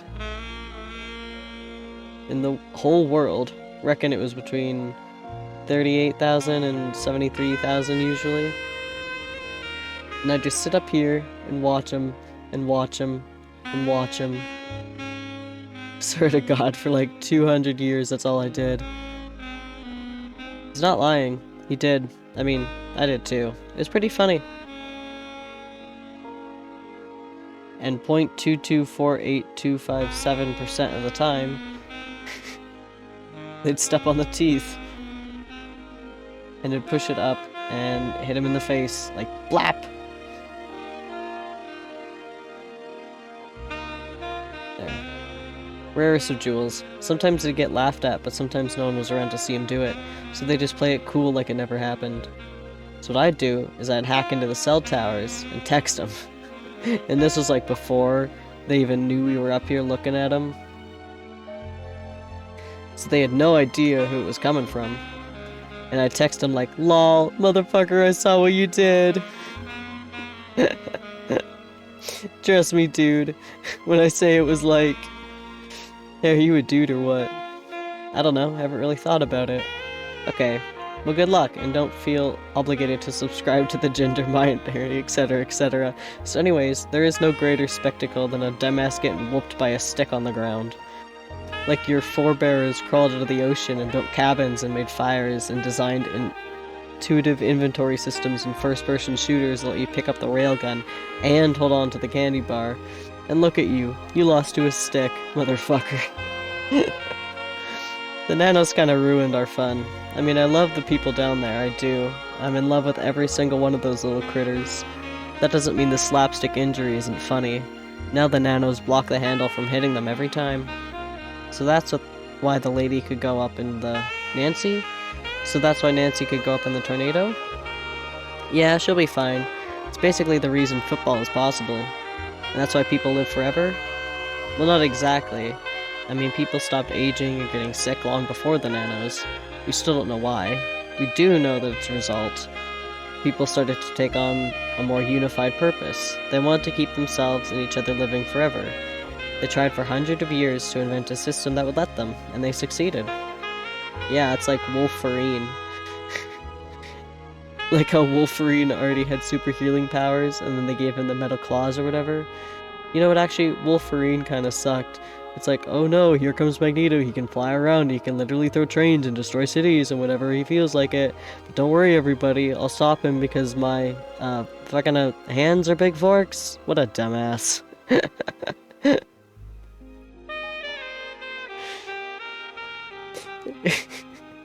Was that to avoid copyright? He couldn't use Wolverine, so it's Wolferine. Juice speaking facts. That's so good. What chapter are we on now? And how many chapters are there?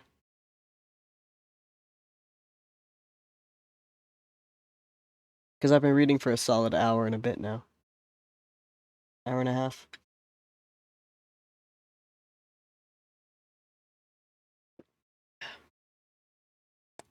Water.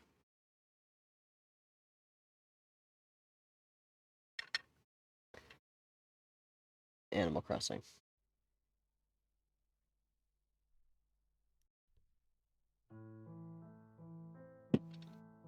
Okay. Garbage football?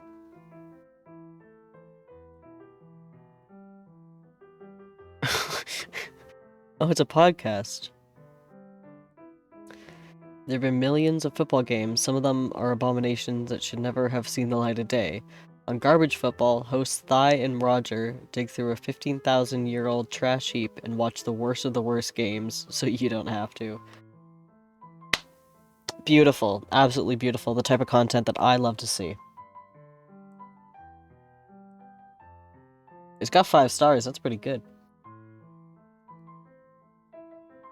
Oh.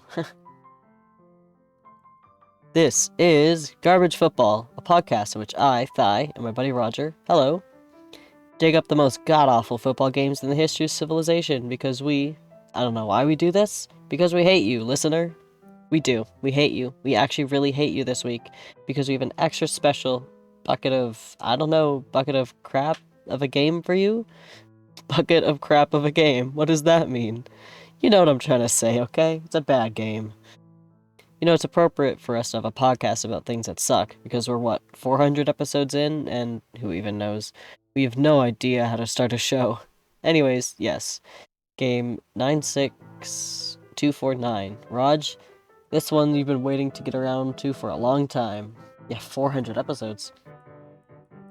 Yes, normally I'd be worried about overselling one of these, but this one is good. This is better than the typo game. Dude, no. Nothing's better than the typo game. For anyone who hasn't heard it, you can go back in our archives and find the episode. I think it's just called Typo Game. Basically, I'll make this quick because I don't want to spoil too much, but basically, they were drawing up the rules for a long-distance game. The field dimensions had typos in them, and they ended up with a field that was 1 yard long and 1,000 yards wide. They'd already filled the game permit, so they had to play it. Good times. Is this the typo game? That's funny. Great times. Amazing times. And I'm gonna disagree with you. Today's game is not as dumb as a typo game, but it is super dumb. Fair enough? So set the scene for us here. Okay. So this story starts about 13,000 years ago, in March of 4730. Super old game.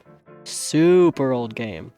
Which you can tell it's old because the game number is 96249. Back when they just gave a registered football game the lowest available number. This was before they went like, fuck it, and just started reusing numbers. Anyways. This is the map. Washington and New Mexico decided they want a long-distance game between those two states, right? And they wanted to get cute. So they sort of made a hybrid of old football rules and new football rules. The new part, of course, was that the field of play was exactly 2,340,170 yards long. Here, I'll replay it. We can just listen to it. Go KK Ryder. Obviously, the field wasn't actually mowed or painted or anything. There was a sensor in the ball that buzzed whenever you went out of bounds, so if you hit the sideline, bzz, dead ball. Yes, one of the goal line was the Washington-Canada border, and the other was the New Mexico-Mexico border. But it's tough to draw the field on a map because the field was standard football width, 53 1/3 yards. What does that mean? Is this the border? I don't know.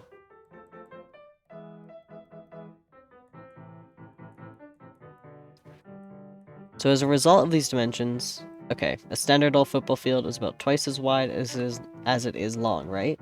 Well, if you do the math, and we did do the math, it turns out that this field is 43,878 times as long as it is wide. And Thigh, what made this game different from other long-distance games is that, you know, when you have a field that covers 1,300 miles, it's probably a good idea to have lots and lots of players. Ideally a few hundred, we can agree on that? We can agree on that. They did not. They kept it to standard football rosters. 11 players on offense, 11 players on defense. Which is completely insane. It is kind of a transcribed audio show that I'm making back into an audio show.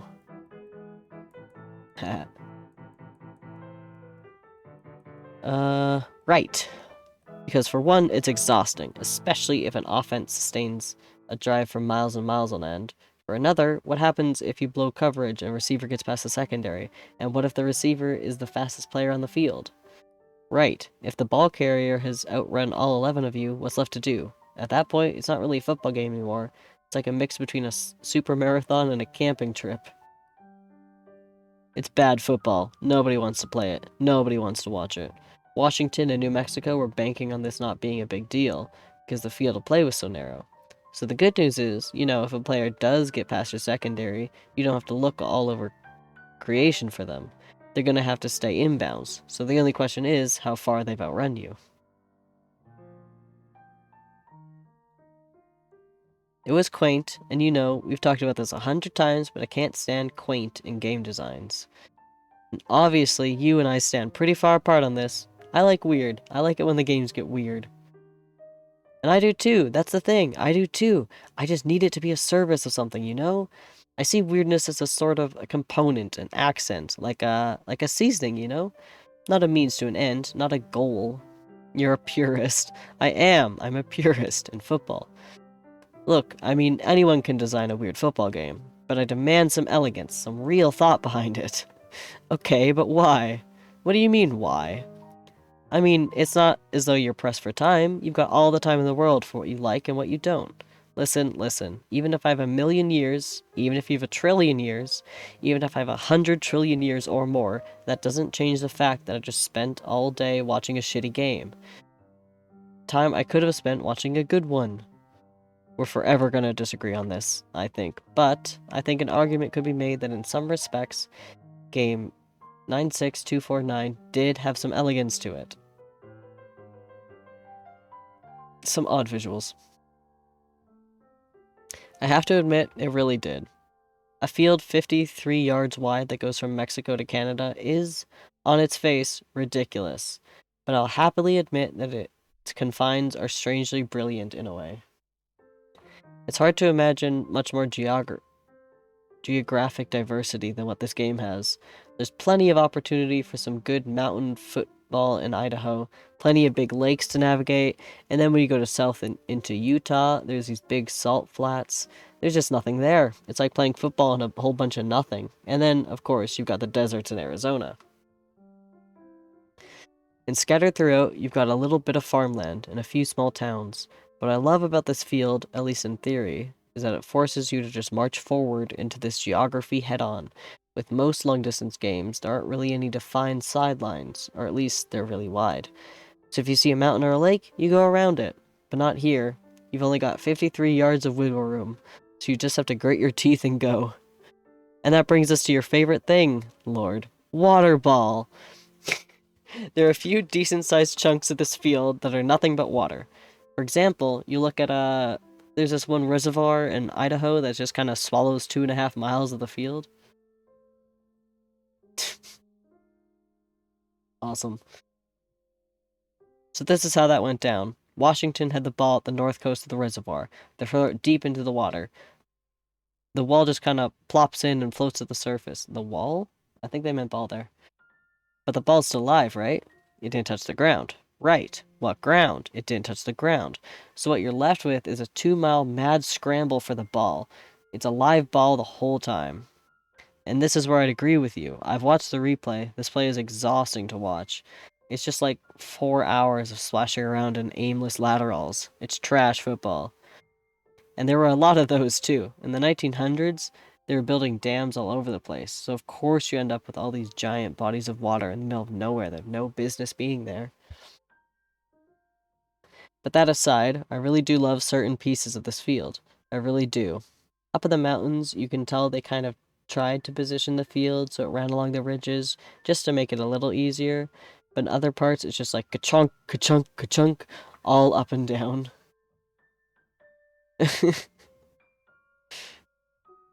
This is absurd. This would go on for miles and miles. Actually, hundreds of miles. I mean, as a football fan, would I want to watch this? No. Hell no. Hell no. I wouldn't want to watch it. But I'd love to read about it. It's like baseball. There's also an element about this we were talking about before the show that I just loved. Which one was that? Oh, with the name of all the... Yes. So I love the juxtaposition of all this natural beauty, the magnificent horizons, the beautiful mountain ranges, etc., etc. With these unbelievable shitty names people gave everything. like, oh, here's a town next to a bunch of water. Let's call it Big Water. Oh, hey, here's some meadows. Let's call it Meadows. Oh, look, it's some more meadows over here. Oh, shit, Meadows is taken? What do we call it? New Meadows. Yeah, Meadows is too crowded. There's like 50 people in it. Time to build a new one.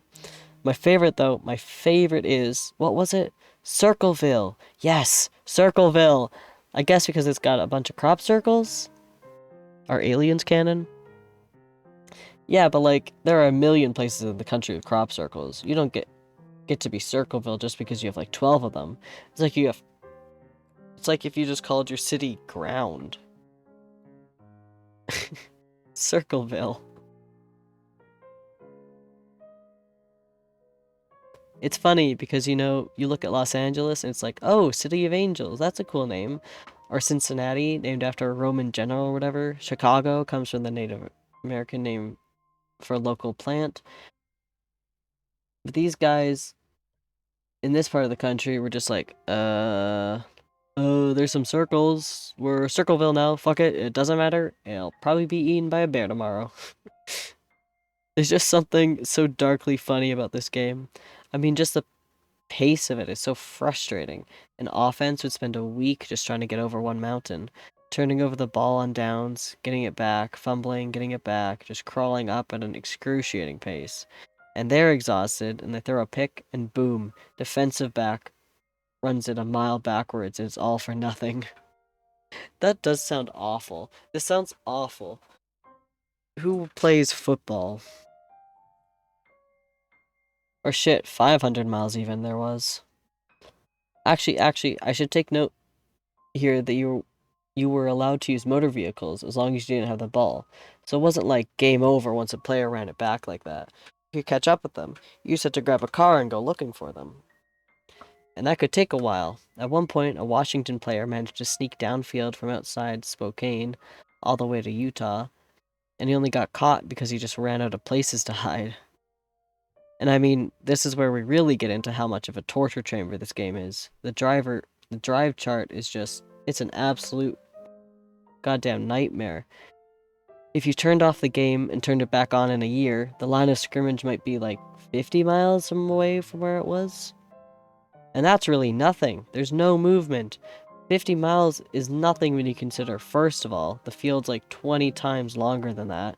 And second, it might move 50 miles the opposite way the next year.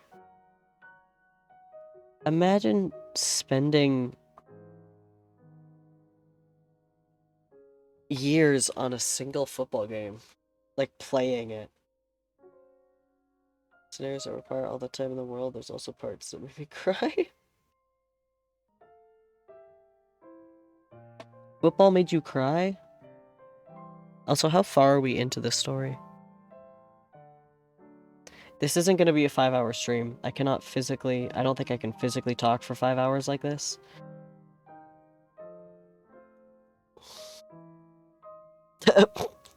That's kind of funny. Oh, where were we?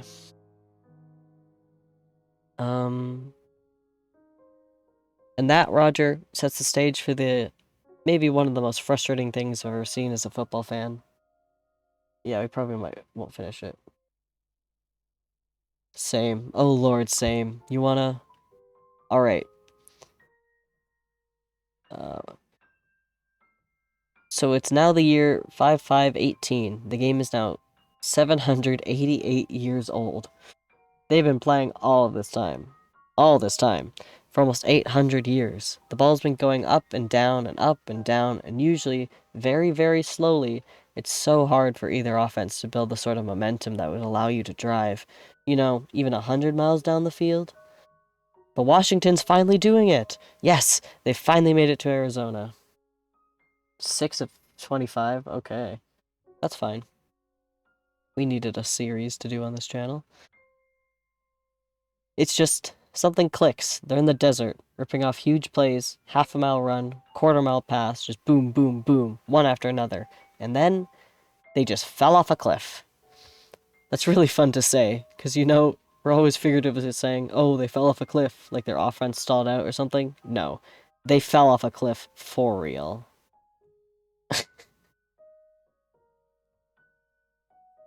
Cliff. We'll see. We're at almost 2 hours, but I didn't start reading until like half hour in. Washington literally fell off a cliff into a gorge. So they've got another cliff staring them in the face. They turn the ball over on downs, but of course, now New Mexico turns around and sees the other cliffside staring at them. The game's stuck. Right, they can't just run around the side of the cliff, because that would be out of bounds. They can't climb up because it's a 300-yard vertical free climb, which is something you can only complete if you're one of the best free climbers on Earth. And it's impossible if you've got 11 people right behind you who can just grab you by the ankles and yank you back down.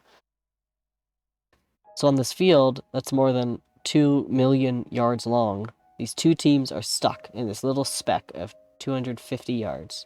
So, how did this happen, Thai? Thui? I don't think I figured out how to say his name. There's really no satisfying explanation. This game was on the drawing board for years and years. They surveyed every bit of it, and they'd always intended for the field to pass through just slightly west. This is kind of the crown jewel of this game. The rock faces were more forgiving there, because there was this valley that sort of fed into it. It still would have been the most challenging part of the field, but it absolutely would have been doable. I'm calling shenanigans. Hmm? Yeah, Because look, we know how meticulously they planned this game. We know how important that spot was. An entire committee spent years planning this. How could they have possibly messed that up by accident? Well, if somebody knows, they're not telling. Maybe one day we'll find the answer. In the meantime, this game is still in progress. It's one of the oldest and longest running games in Arizona, and in year number 12,258, it's still going strong. And if you ever have the inexplicable urge to watch 22 players duke it out to no apparent end in the bottom of a canyon, you can always see it for yourself. Football Channel number 96249. I would rather do anything else in the world, but we have a mystery on our hands. Why is the field lined up wrong? Simple mistake or sabotage, or what? If anyone out there has any info that'll help us crack this case, shoot us an email. We'd love to talk to you. Help us solve the greatest, dumbest mystery of our time. So that does it for this episode of Garbage Football. We'll be back Tuesday, and don't forget, premium subscribers will get a bonus episode on Friday. I'm Thai, and I'm Roger. Peace.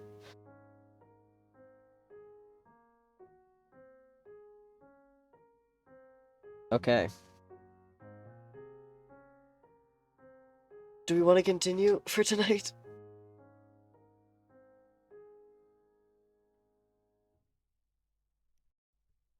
Do we want to end on a kind of a saddish chapter, I guess, according to Zircon? One more chapter? I think we could do one more chapter. It is a very cool story, though. I hope you are enjoying, or at least this is relaxing. Oh, my voice. I'm gonna have some... I should make some tea after this, maybe. Ooh.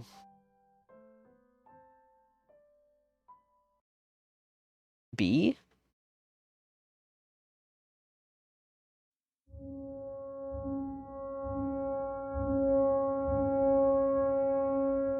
Ah, there's text. Okay.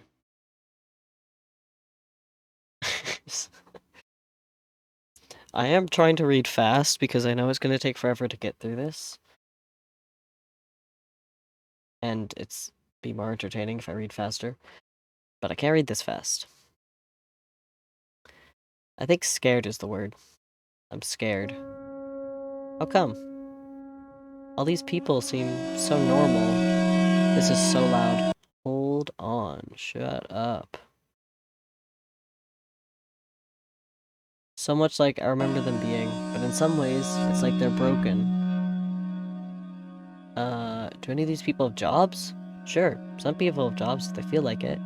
I think it's natural for us, for you and me, to have a tough time understanding that. We're both products of 20th century America. In that time, if someone had a job, it was their identity, it was their purpose. That isn't true anymore. I guess we're sort of like them. I think I know where you're going, but finish your thought. We don't do anything, right? There's nothing we're supposed to be doing. Nope, we completed our mission 15,000 years ago.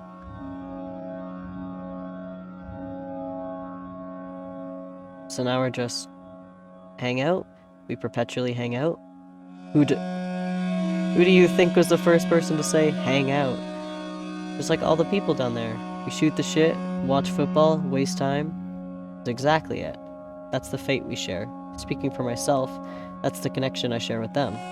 I'm the least human thing you could imagine, but I feel like I'm still like them. Found it, I think. Newspaper in Shreveport says it. March 23rd, 1859. Your choice of words is interesting. Wasting time. Well, yeah. Those people in the canyon? They've wasted, what, 13,000 years playing a game they know nobody can win? The people I remember would have quit in a week. Well, this is what I'd say to that. There's no indication that these people's lives will ever end. They will never run out of time. Wasting implies the consumption of something that you can't get back. So if they have an infinite supply of time, can they ever really waste any of it? I guess that's one way of thinking about it. I'm still appalled, disgusted, I guess, with that game in the canyon. They don't want to do anything else with their time? It's hideous to me. It's like some of these people seem normal. The Durabos seems totally normal, like they were out of a TV show or something. But those players in Arizona, I don't have... yeah, sorry, I don't have PC specs. I'm on a laptop, dude.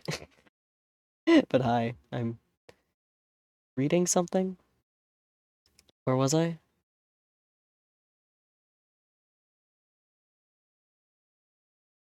Literally, my PC specs are laptop I got from Best Buy. I just did a peace sign. You can't see that. um, um, for those players in Arizona, it's like something is critically wrong with them. Like they've gone all crazy. I think they're doing the best they can with immortality. A human being will rarely admit this to you, but they tend to be terrified of living forever. They were born and raised with the understanding that their lives would end. They've achieved everything they wanted to achieve, all the ills that plagued them, and now boredom is their only enemy, and they get up in the morning and fight it every day of their eternal lives. Recreation and play sustain them. Football sustains them. And if you find yourself in a football game, that's such a gargantuan task that seems undefeatable, that will claim eons of your time and your passion, I think that makes you one of the lucky ones. God damn. I know.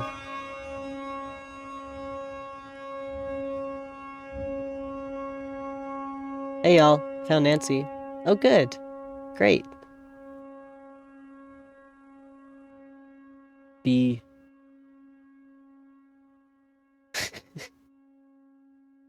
That was interesting. That was really cool. Is that the end of the... Yeah, that's the end of... We're slowly learning more about the lore of the world, I guess. Yeah, I like the ending.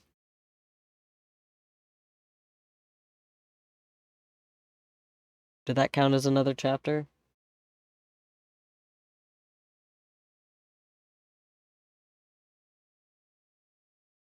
It's cool to... It's kind of cool to think about, you know? How you would... How you would specifically react if you knew you were gonna live forever. Something about them referring to it as fate just makes you think, yeah.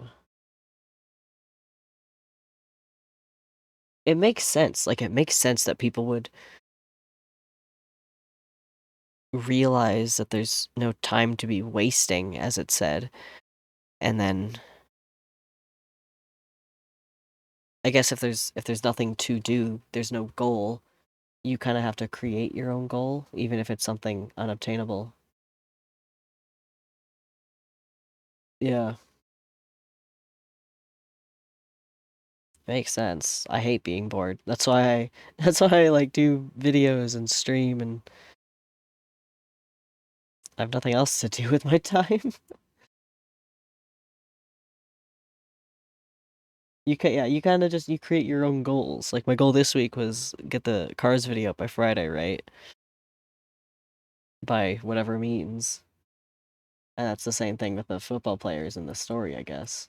Is their goal is finish the game even if they don't know when that's going to be finished, I guess. I don't know. It makes sense. It's cool. It's sick. Oh, are we back to Nancy? Yeah, yeah, exactly. Listless progress. That's a good way of. Yeah.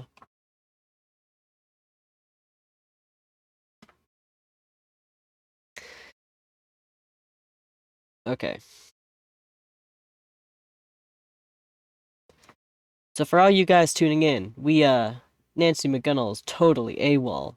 Whereabouts unknown. Yeah, whereabouts unknown. She was last seen today going up in the Twister, which is now confirmed EF5. Yeah, the weather service confirmed it. A confirmed EF5 tornado. I'm missing music. That's what's wrong. So she could have basically been carried anywhere between 10 or 15 miles away. And there are a couple things about that. She obviously could have been thrown in any direction, so maybe she's upfield somewhere near Highway 34, or maybe she landed backwards near Seward. Although so far, nobody in Seward has reported seeing her. And Seward's full of Iowa fans, so chances are if they saw her, they'd say something. Micah, how many trackers are reporting for Iowa? I'm seeing... They're saying they got 70 defenders fanning out, plus the 11 they already had in the play, so 81? And on their radio, they said they're setting a search area of 600 square miles. They gotta get way more tacklers than that, not trackers. That's a tackler hold on. That's one tracker for every 7.4 square miles. It's not even close to enough. Because the other thing is, what if she fumbles in the tornado? And she probably did fumble. Yeah, she probably did. It's gotta be really hard to hold on to the ball in a tornado that strong. So who knows? Maybe she has the ball, or maybe it's... You can turn it off, just lying in the field. Sure? Somewhere, if that's the case. Yeah, I'm sure, thanks. Some should tail her for a while and watch her. She probably has a better idea where the ball ended up than they do, so it'd be easier to just let her be. Sounds like a lot of them are after you.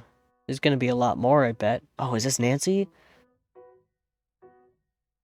Can they do that? I don't really watch a whole lot of football these days. Yeah, they can, 3 times a game. If you just can't find the ball carrier in open field, you can go back to your state and call for 1,000 volunteer defenders. They've got 2 of those left. Oh my. Nancy. For some reason, like, Nancy, like, characters named Nancy are usually really cool in stories. For some reason, that's just it's a good character name. Well, most of them aren't actual players. Usually they can round up a few retired players. Hey, Echo. Hope you had a good shift. I know you had a busy day. Also, it's wild to me that people say that my voice sounds good, because I don't know. It doesn't sound that good to me. Does it sound the same in person? I don't know.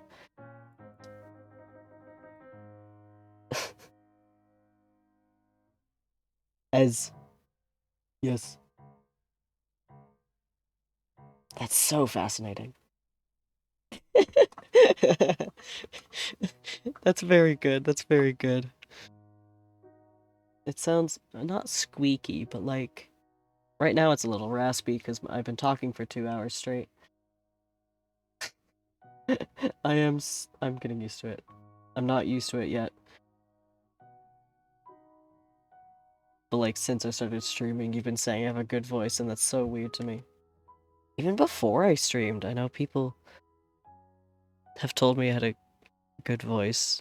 That's a weird concept. Anyway, thank you. I'd love to I'd love to listen to my voice without knowing it's my voice, you know? I think like everyone kind of hates their voice. No one's like, "Ah, yes, my voice, love it." Right? I don't I don't hate my voice, but I don't really like it. Um but I'd like to like yeah, you have a pretty good voice. There's also literally no one that I've ever like that I can think of that has a bad voice, you know?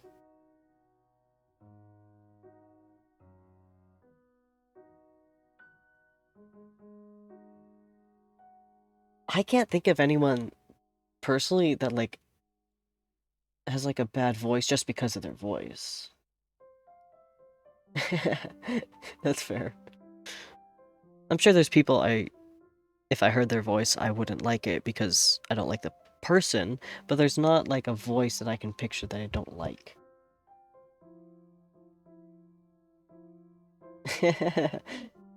Yeah. My voice has also changed a fair amount since beginning streaming. Don't look back at older clips. Don't do it. What was I gonna say? Oh yeah, I'd love to listen to my voice without knowing that it's my voice. Like if someone somehow got like a video of me talking and then played it back for me, and there was like absolutely no way that I would. No, don't. No. um, like if someone just play a video of my voice and I wouldn't, I'd like obviously you'd recognize that it's your voice, but if there's a way that I wouldn't be able to recognize and just have like completely unbiased opinion, I'd want an unbiased view of my voice.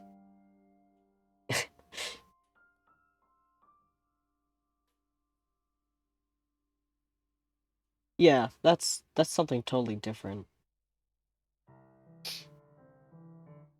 I have a lot of there's a lot of things when I'm like editing, right? I hate and I know I'm literally doing it now. I hate like breathing noises. I try and edit those out as much as I can in my videos because I hate listening to them.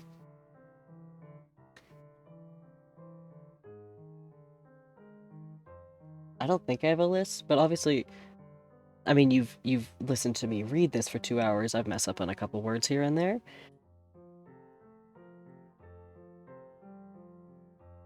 What do you mean get rid of all of them? Get rid of your lisp. Or breathing noises. It'd be adding a specific noise gate, right? But to a specific thing, but then nah, a lot of work. Sometimes, depending on the song, it's cool.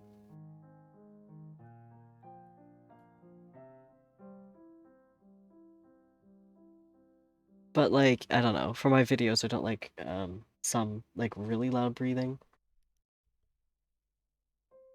But also most of mine is when I like sniffle. I have a bad nose. Oh, good night, Corey. Hope this has been relaxing. You're going to bed early. Good for you. Um, yeah, good night. Where's my little blankie dude? Night.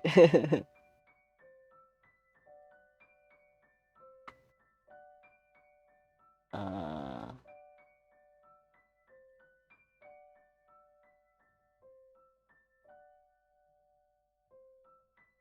yeah, you're going to bed before 5. Blankies, blankies. What am I trying to do? What am I trying to do?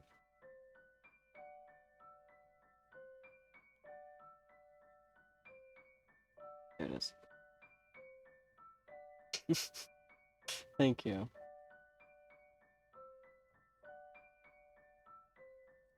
I don't like focus on my breathing while I stream though. And my what's it called? My noise suppression is good enough that it doesn't pick up on most breathing unless I'm like directly into the mic, which is whatever. You can't really fix that because it's gonna pick it up no matter what. But my nose sucks, and so I sniffle a lot, which I hate, but can't do anything about it. Anyway, glad that my voice is calming to listen to.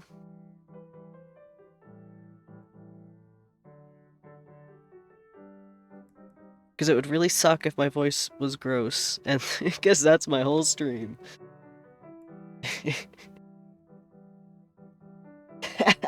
I'm sure you've told me this before.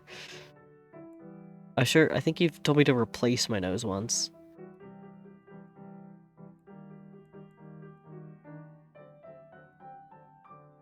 Do do do do do do.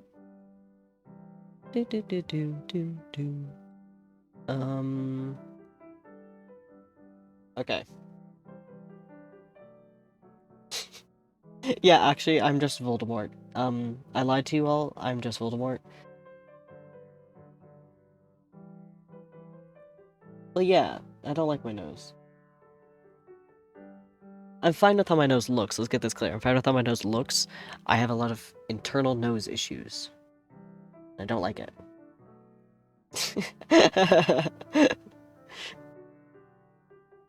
Fun story. My mom, like, hates her nose. Right. She hates how it looks because she's a bump. The only reason that she hates her nose is because she broke it, like, really bad when she was, like, in grade 5, I think. The way she broke her nose was she had a dream that she could fly one night, right? And she woke up and she thought that the dream was real. So she thought that she could fly IRL, okay? This was my mother's thought process. After school that day, she brought her friend over to her house and she went, "Guess what? I can fly." I cannot imagine how this conversation would have gone in real life. Imagine walking up to your friend and going, "I can fly. Let me show you."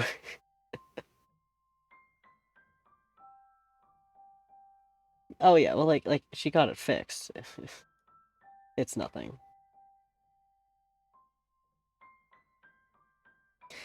Yeah, my nose it's plugged very easily because of some issues. I don't know why.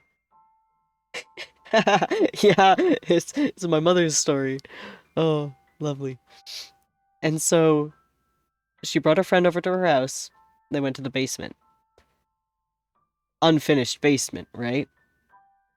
Cement floors, basically. She went up on the couch, on the back of the couch. She stood up and she's like, "Look, I can fly." She jumped off, landed face first into the cement, and broke her nose. And that's the story. And bro, couldn't imagine. I could not imagine being the friend. How traumatic that would be if you were my mom's friend. Oh, oh, I don't know. Oh, I hate teeth. My poor mom. Love her. But yeah. And so she has like a bump from when they had to fix her nose, and she doesn't like it.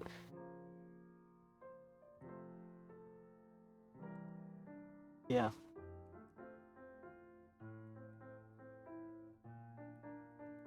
I have nose issues, and I don't know what they are from. We thought it was allergies. It's not. Over the back of spinning desk chair. Oh. I once broke a tooth eating chocolate. It wasn't even like frozen chocolate or anything. I just like, I bit into it. Skating in socks. Ugh, ugh, oh, that's uncomfortable. But I chipped one of my teeth. I bit into a piece of chocolate and I chipped it, and it like broke into like 3 separate like things. It was a baby tooth, so it was fine, but it like came out in like pieces like months later. It was bad. I hate teeth.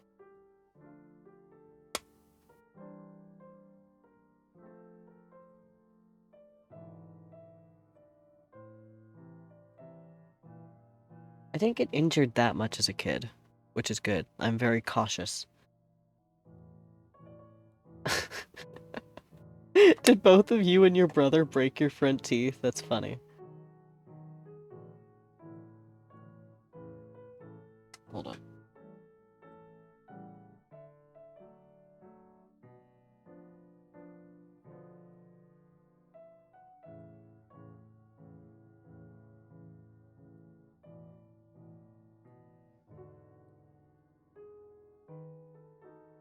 Haha, bone. I've never broken a bone. I have bruised a bone. Ooh. Oh, my sister did that. Actually, when I was like really young, like this would have been kindergarten, right before kindergarten. Yeah, Zircon's broken a couple bones, or one bone, but a lot. Especially when we run around the house, wasn't watching where he was going. Oh shoot. But my sister and I and my friend were like jumping on a bed or whatever because we were kids. We were like kindergarten. My sister would have been 3 or 4. My sister would have been 3 or 4 at that point. And my friend, I think, like accidentally pushed her off of the bed and like momentum, and she kept going, and then she hit her head on the wall, and she like split her skull open, kind of. Well, she didn't like split her skull open, obviously. Well, I think she did. She might have. There's a huge scar there, I think. But yeah, she like broke her head. Yeah, that happened to someone at school as well. There's like these 2 people, and they were racing to the gym, and I guess the one girl. I don't know exactly what happened, but all like I saw was just these 2 kids just go race to the gym, and then they took off, and then she comes back and she like hit her head on the gym door because she must have slipped or something, and she like split it open somehow. It's brutal. Yeah, they had to stitch up my sister. Yeah, that was an interesting gym class. Anyway, we should get back to football.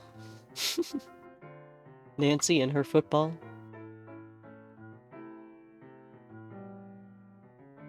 Where's my little... No.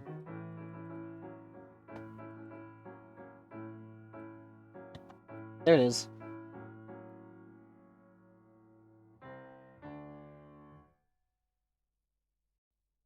That's funny. What could you change my name into? Please let me know if you figure it out.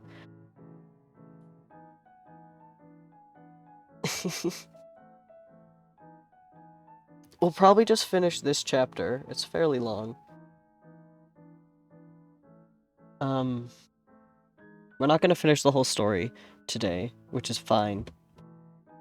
We'll come back in 2 weeks' time, because D&D is next Friday, and then the Friday after that, we'll continue this. Fridays is story time. Either D&D or football. You know, we love variety here. Okay, well, most of them aren't actual players. Usually they can round up a few retired players, but it's mostly just random folks. There's got to be, like, a lot of people that play football. I wonder if football's the main sport.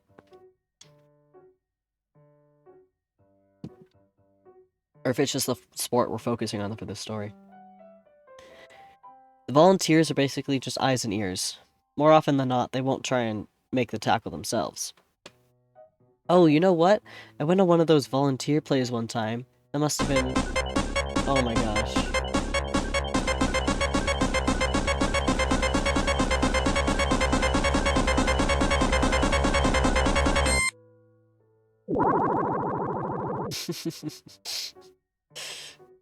Zircon loves drowning Sonic. Thank you. That must have been, you know, I was married to Susan at the time, so that would have been around 12,500. It's a whole bunch of nothing, really. I remember they came into town like, hey, anybody who wants to have some fun? They got a Minnesota player on the run outside Cedar Rapids. I think what they offered wasn't much, like $100 and a bus ride, so I said no thank you. That's it? I think they pay a lot more than that these days.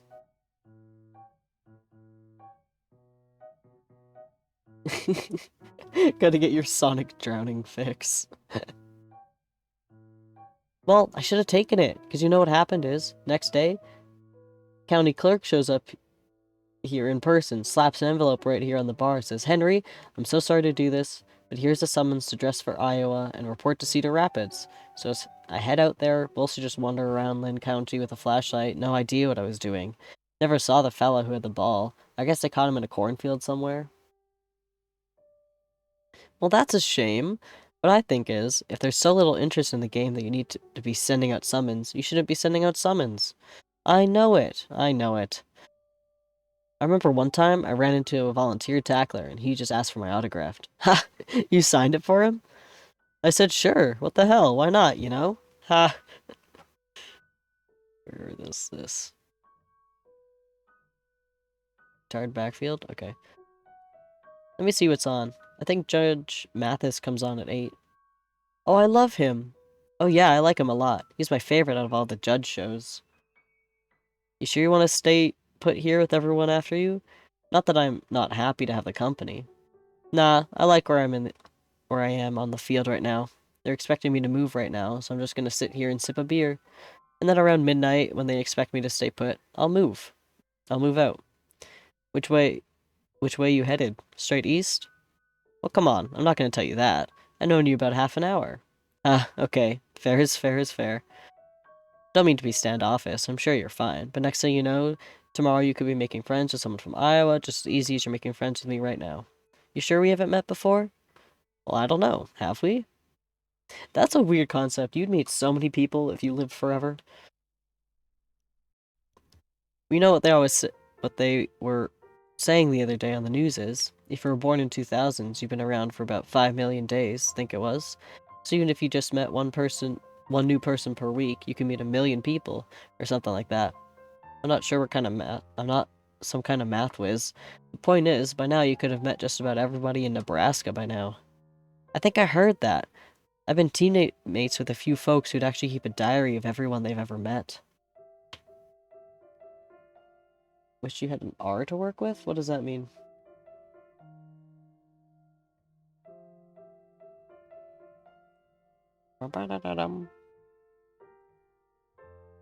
Shoot, I'm thinking about it. I don't even leave Seward County that much. To tell you the truth, I probably could fit everyone I met the last 100 years on a postcard. Oh, anagram. So how's living in B? What do you like about it? Well, there's not a lot to do. There's not a lot to it. There's only about 40 people who live here. Farmers and their families, mostly. You see, right out the window there? Yeah, I was looking at that when I walked into town. It's kind of funny looking building. Well, that is the B State's ballroom. Cool. You got a story? You got time? You got another one for me? Sure, another of the same? Perfect. Yeah, I'm with you there.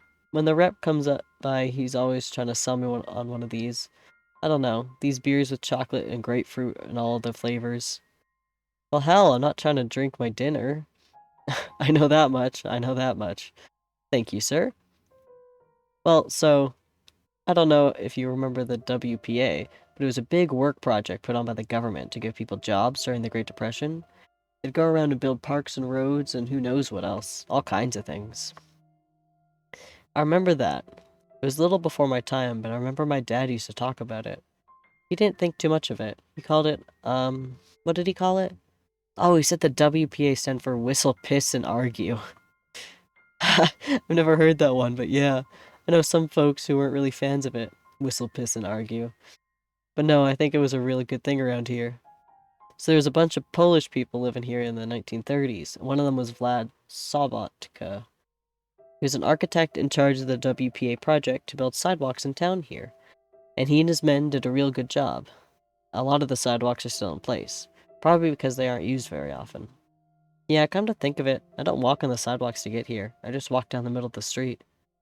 Yeah, I guess the main reason you put down sidewalks is so kids don't run around in the middle of the street. It's not like there's any kids around. So anyways, this fella, Sobotka and his workers finished the sideways way ahead of schedule, so he had nothing to do, and he wants to do all he can to make sure his men have work. It turns out, they still have a whole bunch of leftover materials, lots and lots of it. So he stays up all night, and he draws up blueprints for this crazy 12-sided building.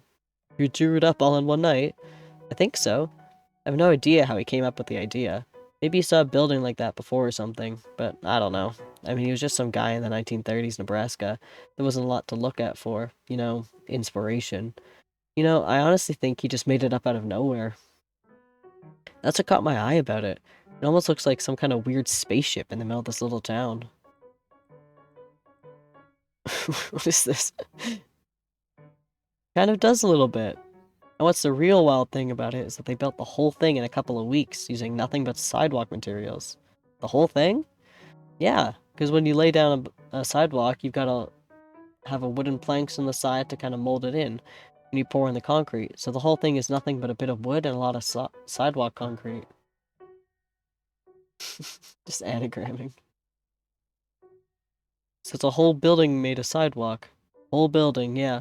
And I bet you there's not another building like it in the whole world. And we got it right here in B.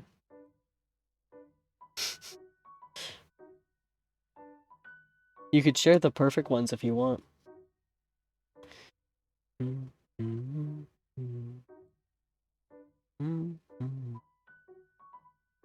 Come to think of it, I guess maybe that's a pretty boring story if you're not from... No. It's a beautiful story. I love it. I had the funniest thought up in that twister. Yeah? Ox adds Bane. Sat in a box. I like that. Sat in a box.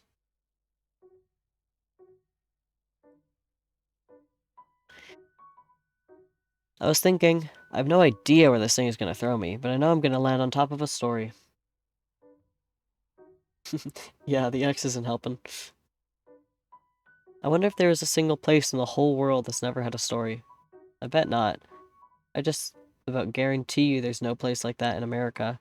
Every little square of it, every place you stomp your foot, that's where something happened. Something wild. Maybe something nobody knows about, but something. You can fall out of the sky and write into some forgotten storybook. You run and run and run, and you keep turning pages, and none of them are empty. They're all full of stories. There's nothing left to write. I think I'm just a bookmark. Seems okay to me. Iowa. Well, that was short. And keep going.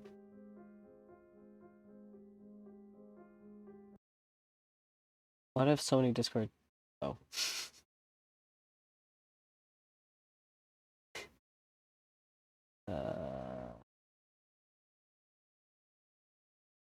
Video time. Oh, wait. 75. I have so many questions. Holy shit, what else is new? Why is everything the same? Why has everything been the same for 15,000 years? Buildings are the same. People do the same stuff. Cars are the same. You look like a beer keg expert. You're full of dumbass questions instead of beer. Oh, you look like a... Oh. Lol. Look like the inside of a Teddy Ruxpin. Jews, come on. I'm right, though. Look, it looks like a dog. A dog got hold of a Teddy Ruxpin and ripped its little ass off. And now all that's left is a box and some wires and shit. But it's still talking and saying shit like, "Hello, would you like to be my friend? What time is it? What are some colors? Let's play a game, let's read a book. Will you be my friend?" What are some fun shapes? You know what? Fuck you. Oh shit. Oh shit! I'm sorry. Nah, buddy, that ruled. I was wondering if you could even get mad. I'm sorry. Clowning is how I express affection. I'd say I need to take some time to unpack that issue, but I've been in outer space doing jack shit for 15,000 years, so whatever.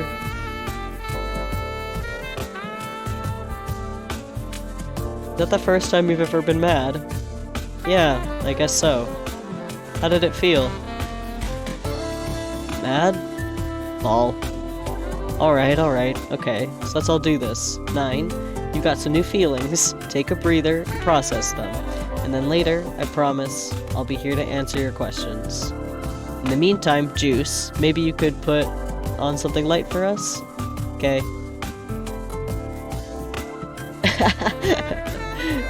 As long as it's not game 27 it is. No, God, not game 27. Seriously, can we not watch game 27?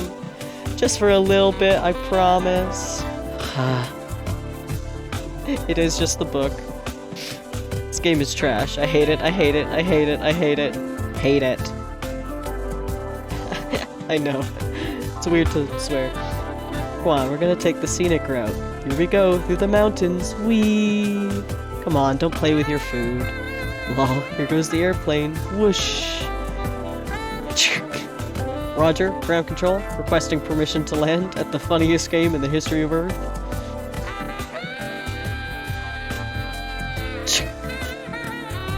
Yes, sir, Mr. Captain Juice. You and your weird shit bucket looking ass friends have permission to land. I hate you. Here comes, here comes, here comes. Almost there.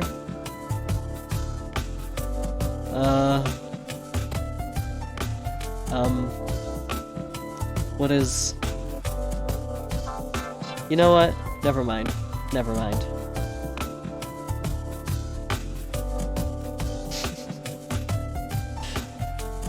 Yeah, if you're just joining in, this is a lot of swears. It's very funny.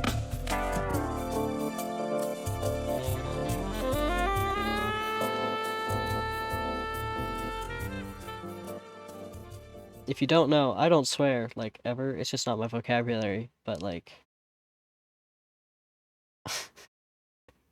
It's funny when I do. It trips up my friends. So funny. Literally, I didn't swear until, like, maybe a year ago. And then... And when I mean that, I, like, mean, like, I just didn't. Like, it's not because it was like, oh, I'm cool. I just didn't want to. And I know I was at a party with some friends, and I think you had to, like, swear in one of these games that we were playing, and they all, like, looked at me, and they're like, what? It was so funny. Anyway. How long is this segment? It does. It makes me laugh, too, because you probably can't tell, but it's not natural to me.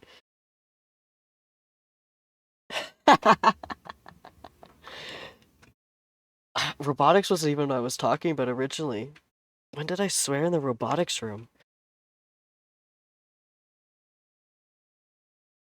No, because that wasn't no, because this was after COVID. I wouldn't have been in robotics.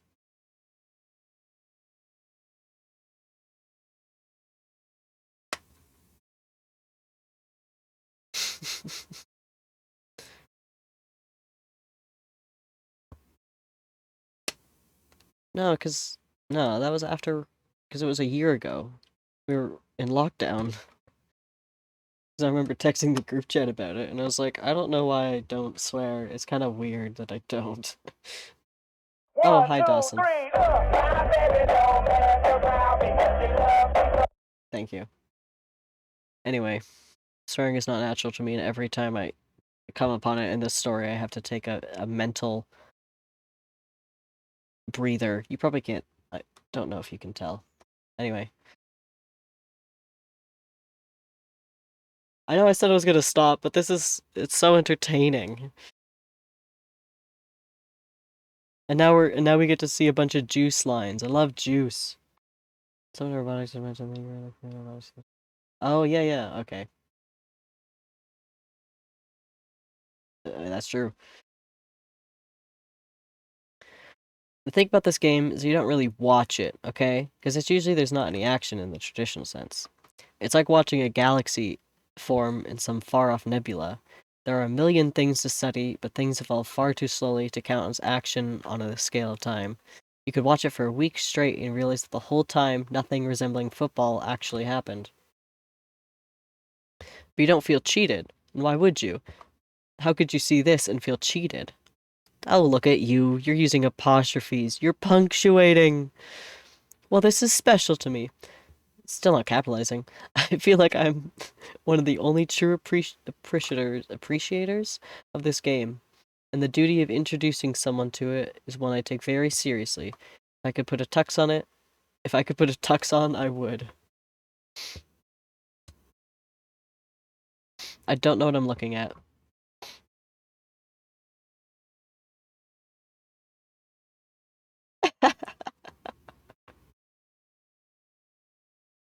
How would we set that up? Oh no, that'll be in Mario Kart.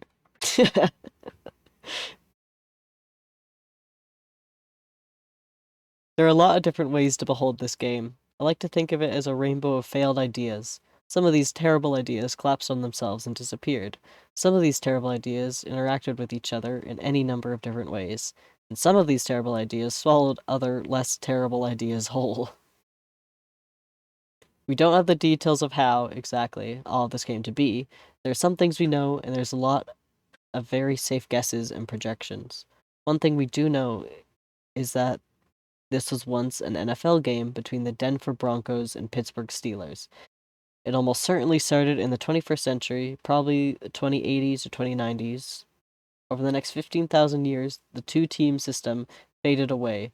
Outside teams, people, and interests began to interfere in the game, eventually claiming territory. Any questions so far? We changed the channel yet?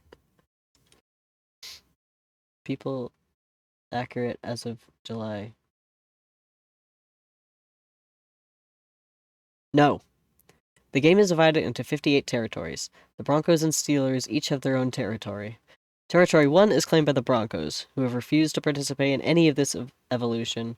Their territory remains completely unaltered. The hash marks are freshly painted, and the players still show up every Sunday in helmets and pads. They insist, without any success, that the game return to how it should be. A wall stands between their territory and their others, though no one remembers for sure who built it. Oh, I see. I think. Where's one on this map?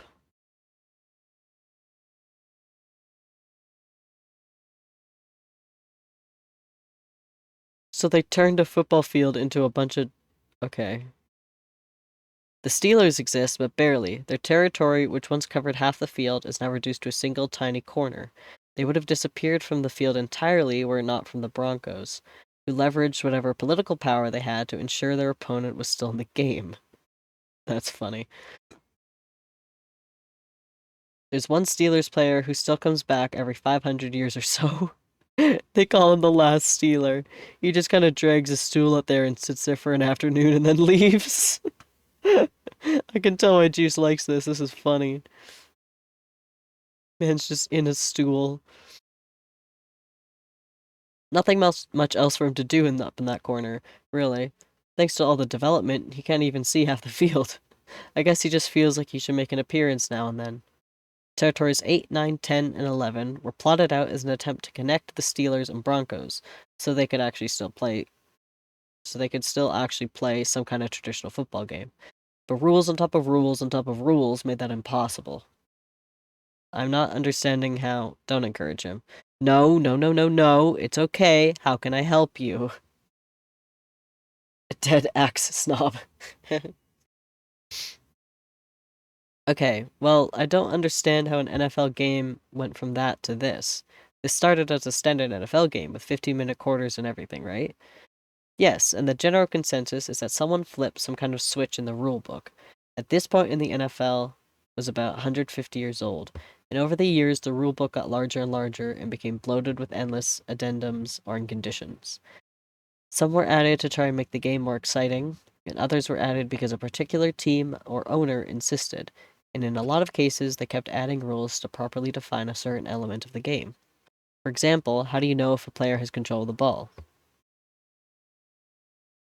I don't know, if they're holding the ball and not fumbling it, I guess? So you sort of eyeball it, right? You don't conduct a geometric analysis of every biological vector and location of quadrillions of atomic particles, right? You wouldn't, because having something is an artificial notion. It's a judgment call. If the NFL wanted to preserve what it was, it would have backtracked to that point. The referees should have been able to call the game as they saw and felt it. But instead, they tried to define what can't be defined without a supercomputer. They took the catch rule and tracked all kinds of conditions and notes and everything onto it. Eventually, the catch section was 50 pages long. And you can only have so many rules until some of those rules begin to contradict each other. Or stack on each other in different ways. What we believe happened is that during this game, one of the teams cited a constellation of rules from across the rulebook and used them to argue that they owned part of the field. And of course, once that became possible, the teams raced to lay claim to as much of the field as they could.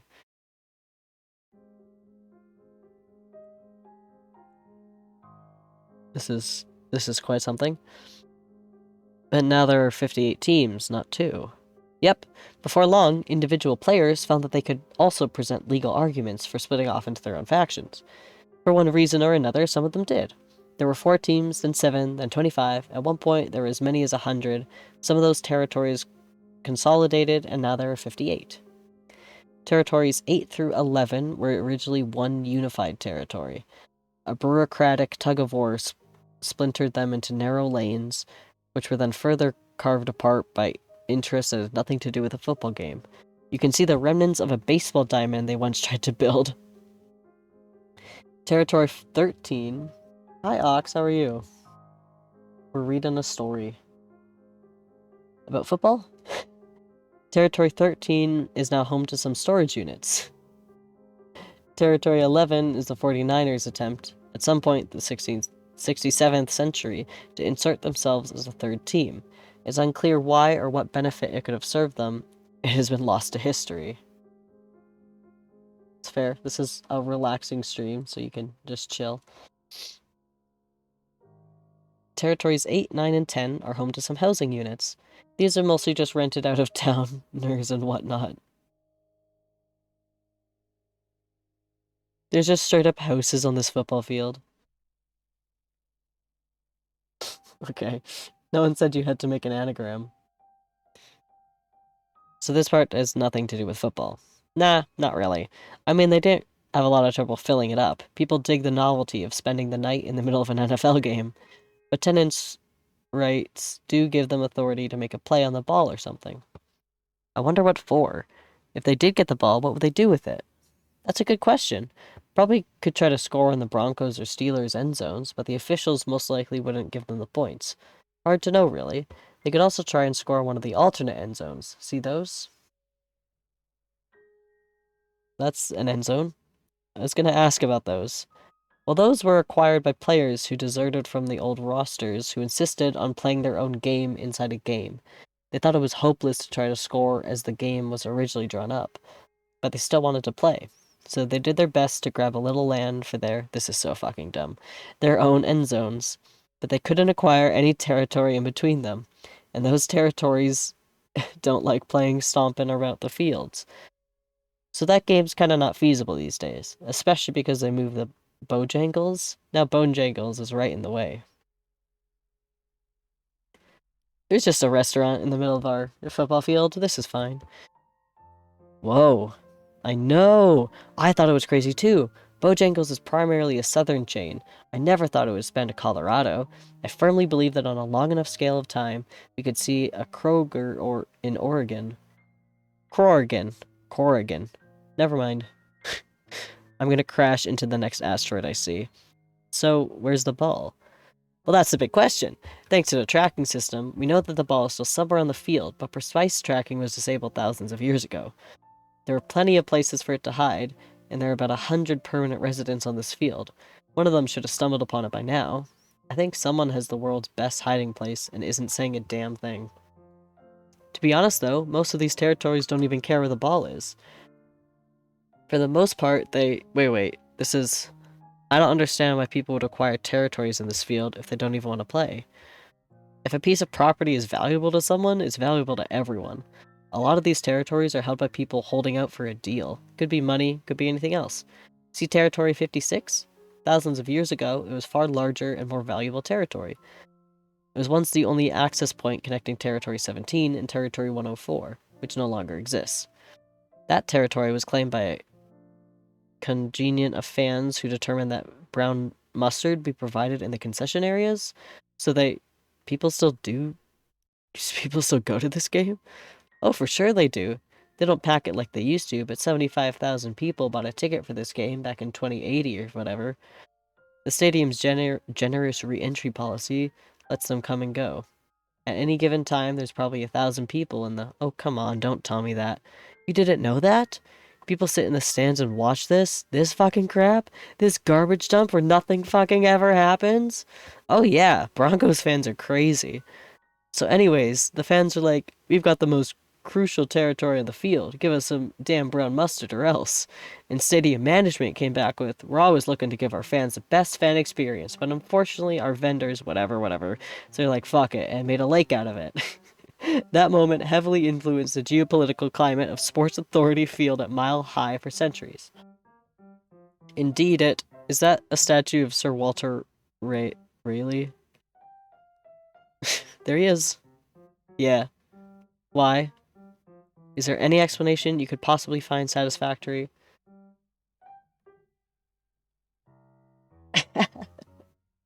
That's kind of funny. You come back and I'm just like reading this freaking football. I have no way to explain to you what you've walked back on. If anyone's confused, you could rewatch the VOD. The VOD will be up. Or you could just read it for yourself. You just type in the future of football and it's like SB something, or you type in 17776. Dial 17776 and we'll tell you football. I don't know. Is there any explanation you would possibly find satisfactory? No. I think I'm fascinated by this game. Yes! No! I really am. It's like, look at all the time it's taken to make this game what it is. People have spent forever arguing and negotiating. Wow. Look at those skyscrapers. I didn't even ask about those. The resources poured into this field are unbelievable. If they just worked together, think of the amazing game they could have made. They could have made something really cool, like some kind of wild maze or whatever. I don't know. Something that was 10,000 feet tall. But they don't want to do that. Or maybe they do on some level, and they can't work together. It's hideous. Holy shit, I like you. That is exactly it. That is exactly it. Yo, 10, I think I know why you hate this, and I love it. I'll listen if you let me change the channel. Okay, but we're def gonna watch more of it later, okay? Whatever. So you know, you're American. You're from Florida. Built in California, launched from Florida. Right. So I bet you see this, and you see a capitalist error. Capitalism run wild. Sure, it's too much salt in the soup. That's an expression. Capitalism can't be allowed to run the entire show. There has to be some sort of counterbalance. If there isn't leverage on behalf of the common good, this is what you end up with. Basically confuses the entire situation. I think it's football.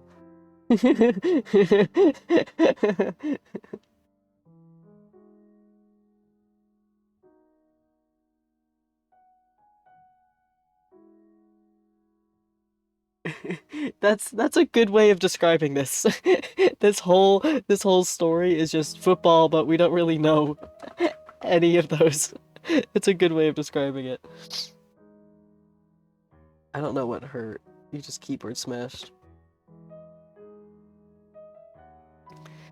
Where were we?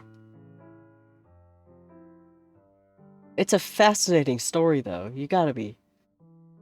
To be clear. It is a fascinating story. If you've... At least for me, I've read every single word of this so far. So I kinda know what's going on. Oh, ugh. That would hurt. There has to be some sort of counterbalance. If there isn't any leverage on behalf of the common good, this is what you end up with. If this game still had a central governing body, 9 is right. There could be something great, but it's a garbage dump. It's a failure.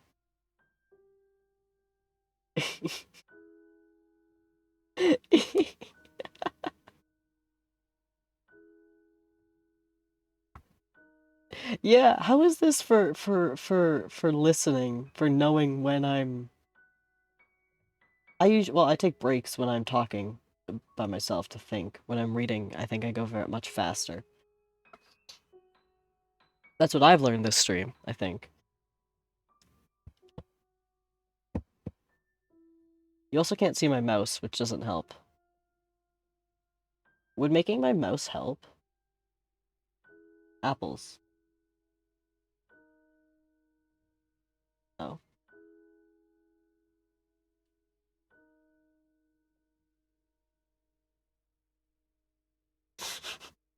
Okay, fishy dude. Just got reminded that I used to try to get... Did you?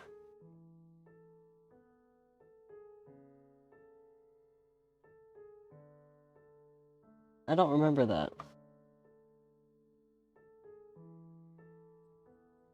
Does the mouse help? We'll see.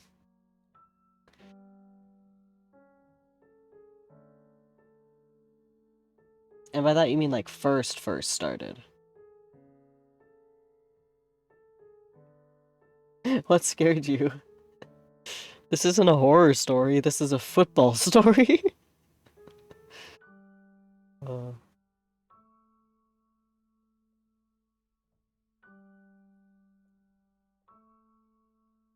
Anyway. This is capitalism, you donk. This is what it's supposed to be. This is how it ends. If it isn't there, it's only because it isn't there yet. It's like you're staring at a cake in the oven and wondering if it's gonna be a cake. Things went the other direction in America, and thank God for that. But capitalism deserves a zoo like this one. It's a beast of the wild as any grizzly bear with fawn's blood in its mouth. I think you see deeds and contracts and bureaucratic bloat, and you see that something went wrong. Something was always wrong, y'all.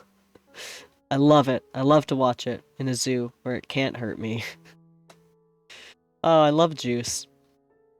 And people are tuning out. We're down to 106 listeners. People are listening to us? Like, people on Earth? Well, they were. Only 98 now. Thanks for that, Juice. Thank you. When you talk to a 50,754-year-old spacecraft who was built in Toulouse? I don't know. This is what the fuck you get? Sorry for being bored and French. Sorry, I'm really sorry for being bored and French. Y'all ever.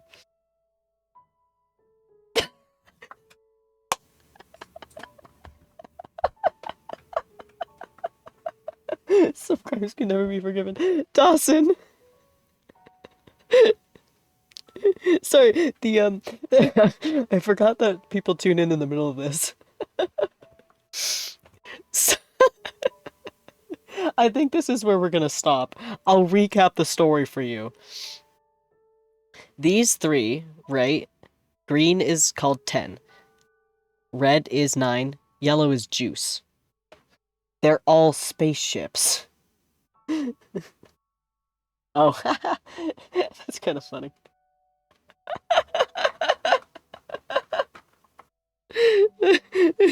This story is told from the main character, kind of, right? 9, who is Pioneer 9, the spacecraft. Do we gotta go back?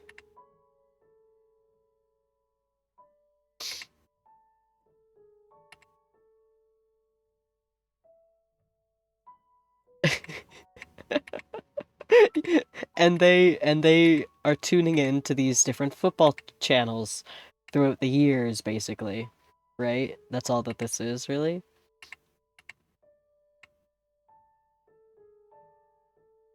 Give me bring me back. Bring me back. This isn't taking me anywhere. Okay. Leave something mechanical out in space long enough to get a sentience. Yeah. That's basically what happens.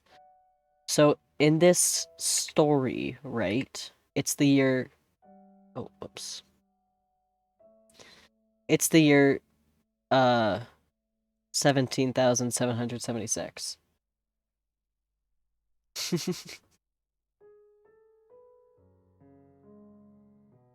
That is funny.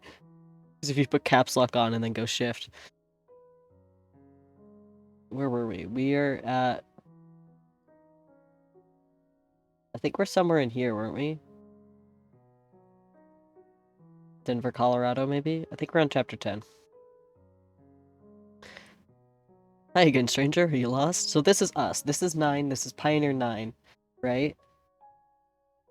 Yeah, chapter 10 is where we were. Yes, that's what I've been doing the whole 3 hours.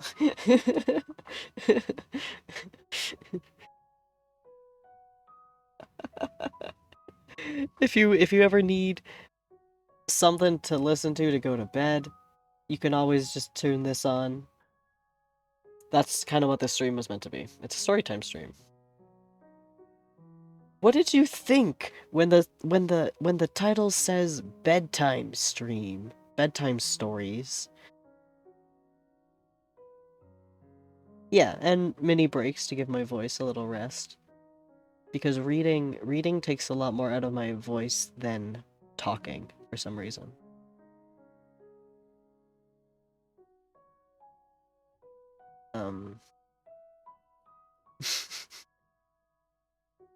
Thanks. It's just so funny. Literally, like, this end of the stream, and Dawson's like, wait, these are spaceships? So in this universe, somewhere in, like, 2020 something, people stopped being born, and people stopped dying, and people stopped aging. So the year is now 17,776. And we've got Pioneer 10, Pioneer 9 up in the corner, and Juice, which is the Jupiter something something something. Jupiter Cruiser Explorer or something like that.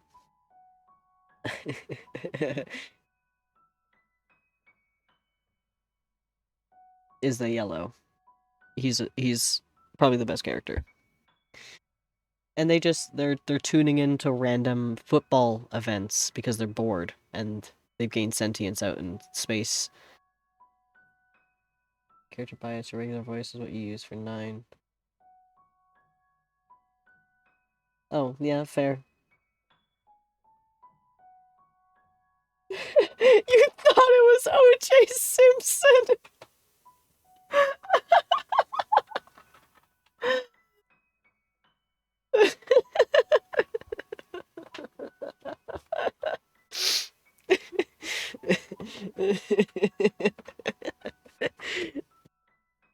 That's so good. That's so funny. Of course you did. Of course you did.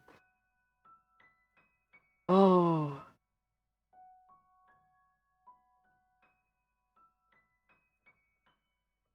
Yeah, I've just been reading about O.J. Simpson this whole time. That's so funny.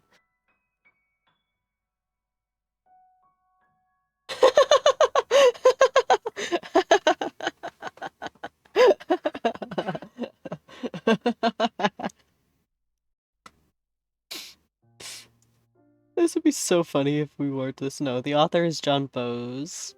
And I emailed him, right? I got special permission, and he said I could read this. Also, I think I could have read it anyways. There's no actual copyright on this. But I did get permission from the actual author, so I think that's cool. Yeah, the actual author is like an actual sports like newscaster dude, and he also just writes the wildest fiction.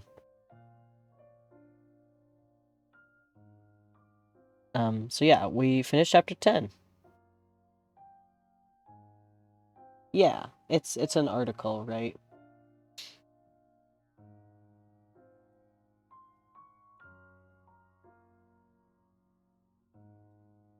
And it's transformative because it's using my voice, and that's what we're gonna call it. Yeah, exactly. But I just wanted to be safe. And I thought, wouldn't it be funny if I actually like emailed the author of this and got permission, which I did 2 months ago.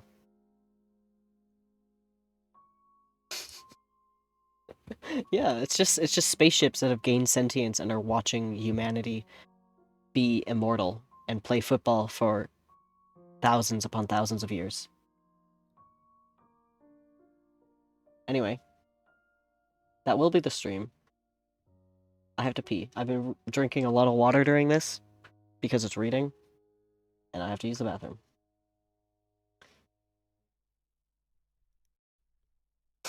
I don't know. We're only like 10 out of 25 into the story. There's still a lot to discover about this world. If you really want to know, Dawson, you can go back and watch it. Goof stream. Thank you. Thanks, Spieler. Thanks. Um, let's find someone to raid. Eulogy? Oh, I didn't read all of them, dude.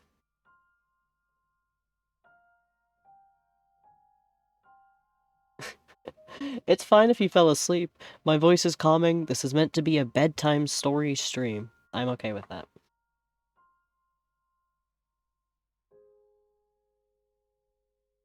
Good game, good game. Everyone shake hands. Good game.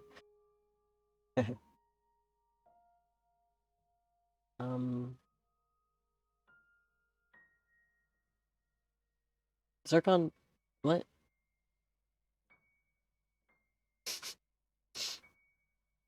Do we want to raid just chatting or Minecraft?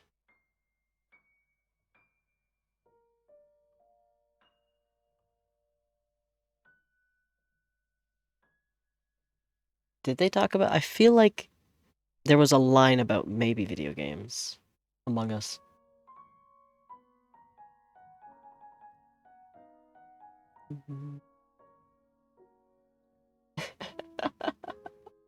Oh, that's funny. It does this story, if you actually want to follow the story, you do have to pay attention to it, sadly. Oh, thank you. Which is great for me because I'm reading it out loud, which helps you retain information when you read stuff out loud. Maybe not the best for you, but for you guys, it was just meant to be a something to fall asleep to. Thank you. Thank you. This is also um just like my inner theater kid gets to read out a bit of a play and do a little bit of a performance, if you will.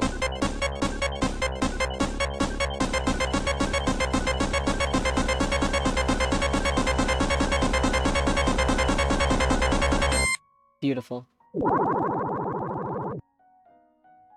I like the clapping. It's a good, yeah. Let me, actually, don't do anything yet, don't do anything. We have to add... Okay. I had to add the sound alerts to this scene, because they weren't here.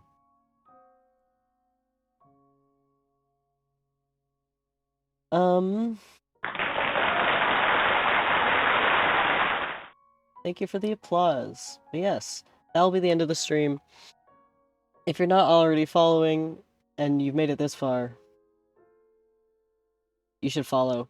I'd appreciate it a lot. If you enjoyed the stream. Again, you posted a new YouTube video today. I'm really proud of it. I spent a lot of hours on it. I would appreciate it a lot if you went to go check it out. Apples.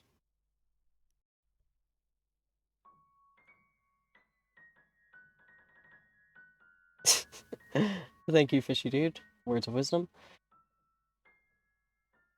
This has been very fun. I've been wanting to just read as a stream for a couple months now, and I am glad that you all enjoyed this, and that some of you got very confused. That was very funny. I've enjoyed this.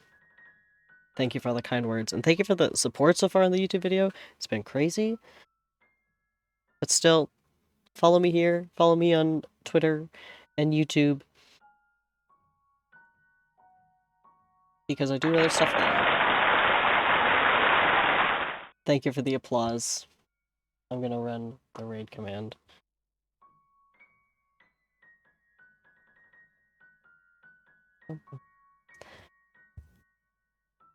Yes, I will see you hopefully Monday if I'm back from my trip back to my family. Monday might be Genshin Impact, which will be funny. Much different than this. And then Wednesday is Minecraft, so I will see you. Join the raid because you get more channel points that you can spend on Sonic Drowning. You're right! Thank you for mentioning that. Nightbot didn't. I didn't see anything. I didn't notice Nightbot running an ad. It should have sent a message in chat. I don't think it ever ran an ad. I'll have to figure that out.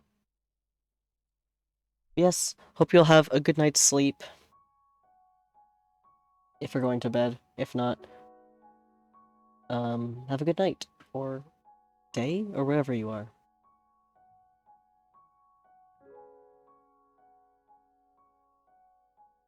I think that's it. We're just gonna listen to Animal Crossing music.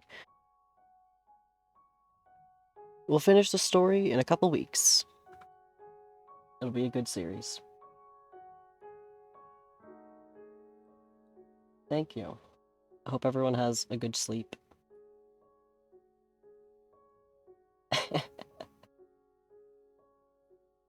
Bye!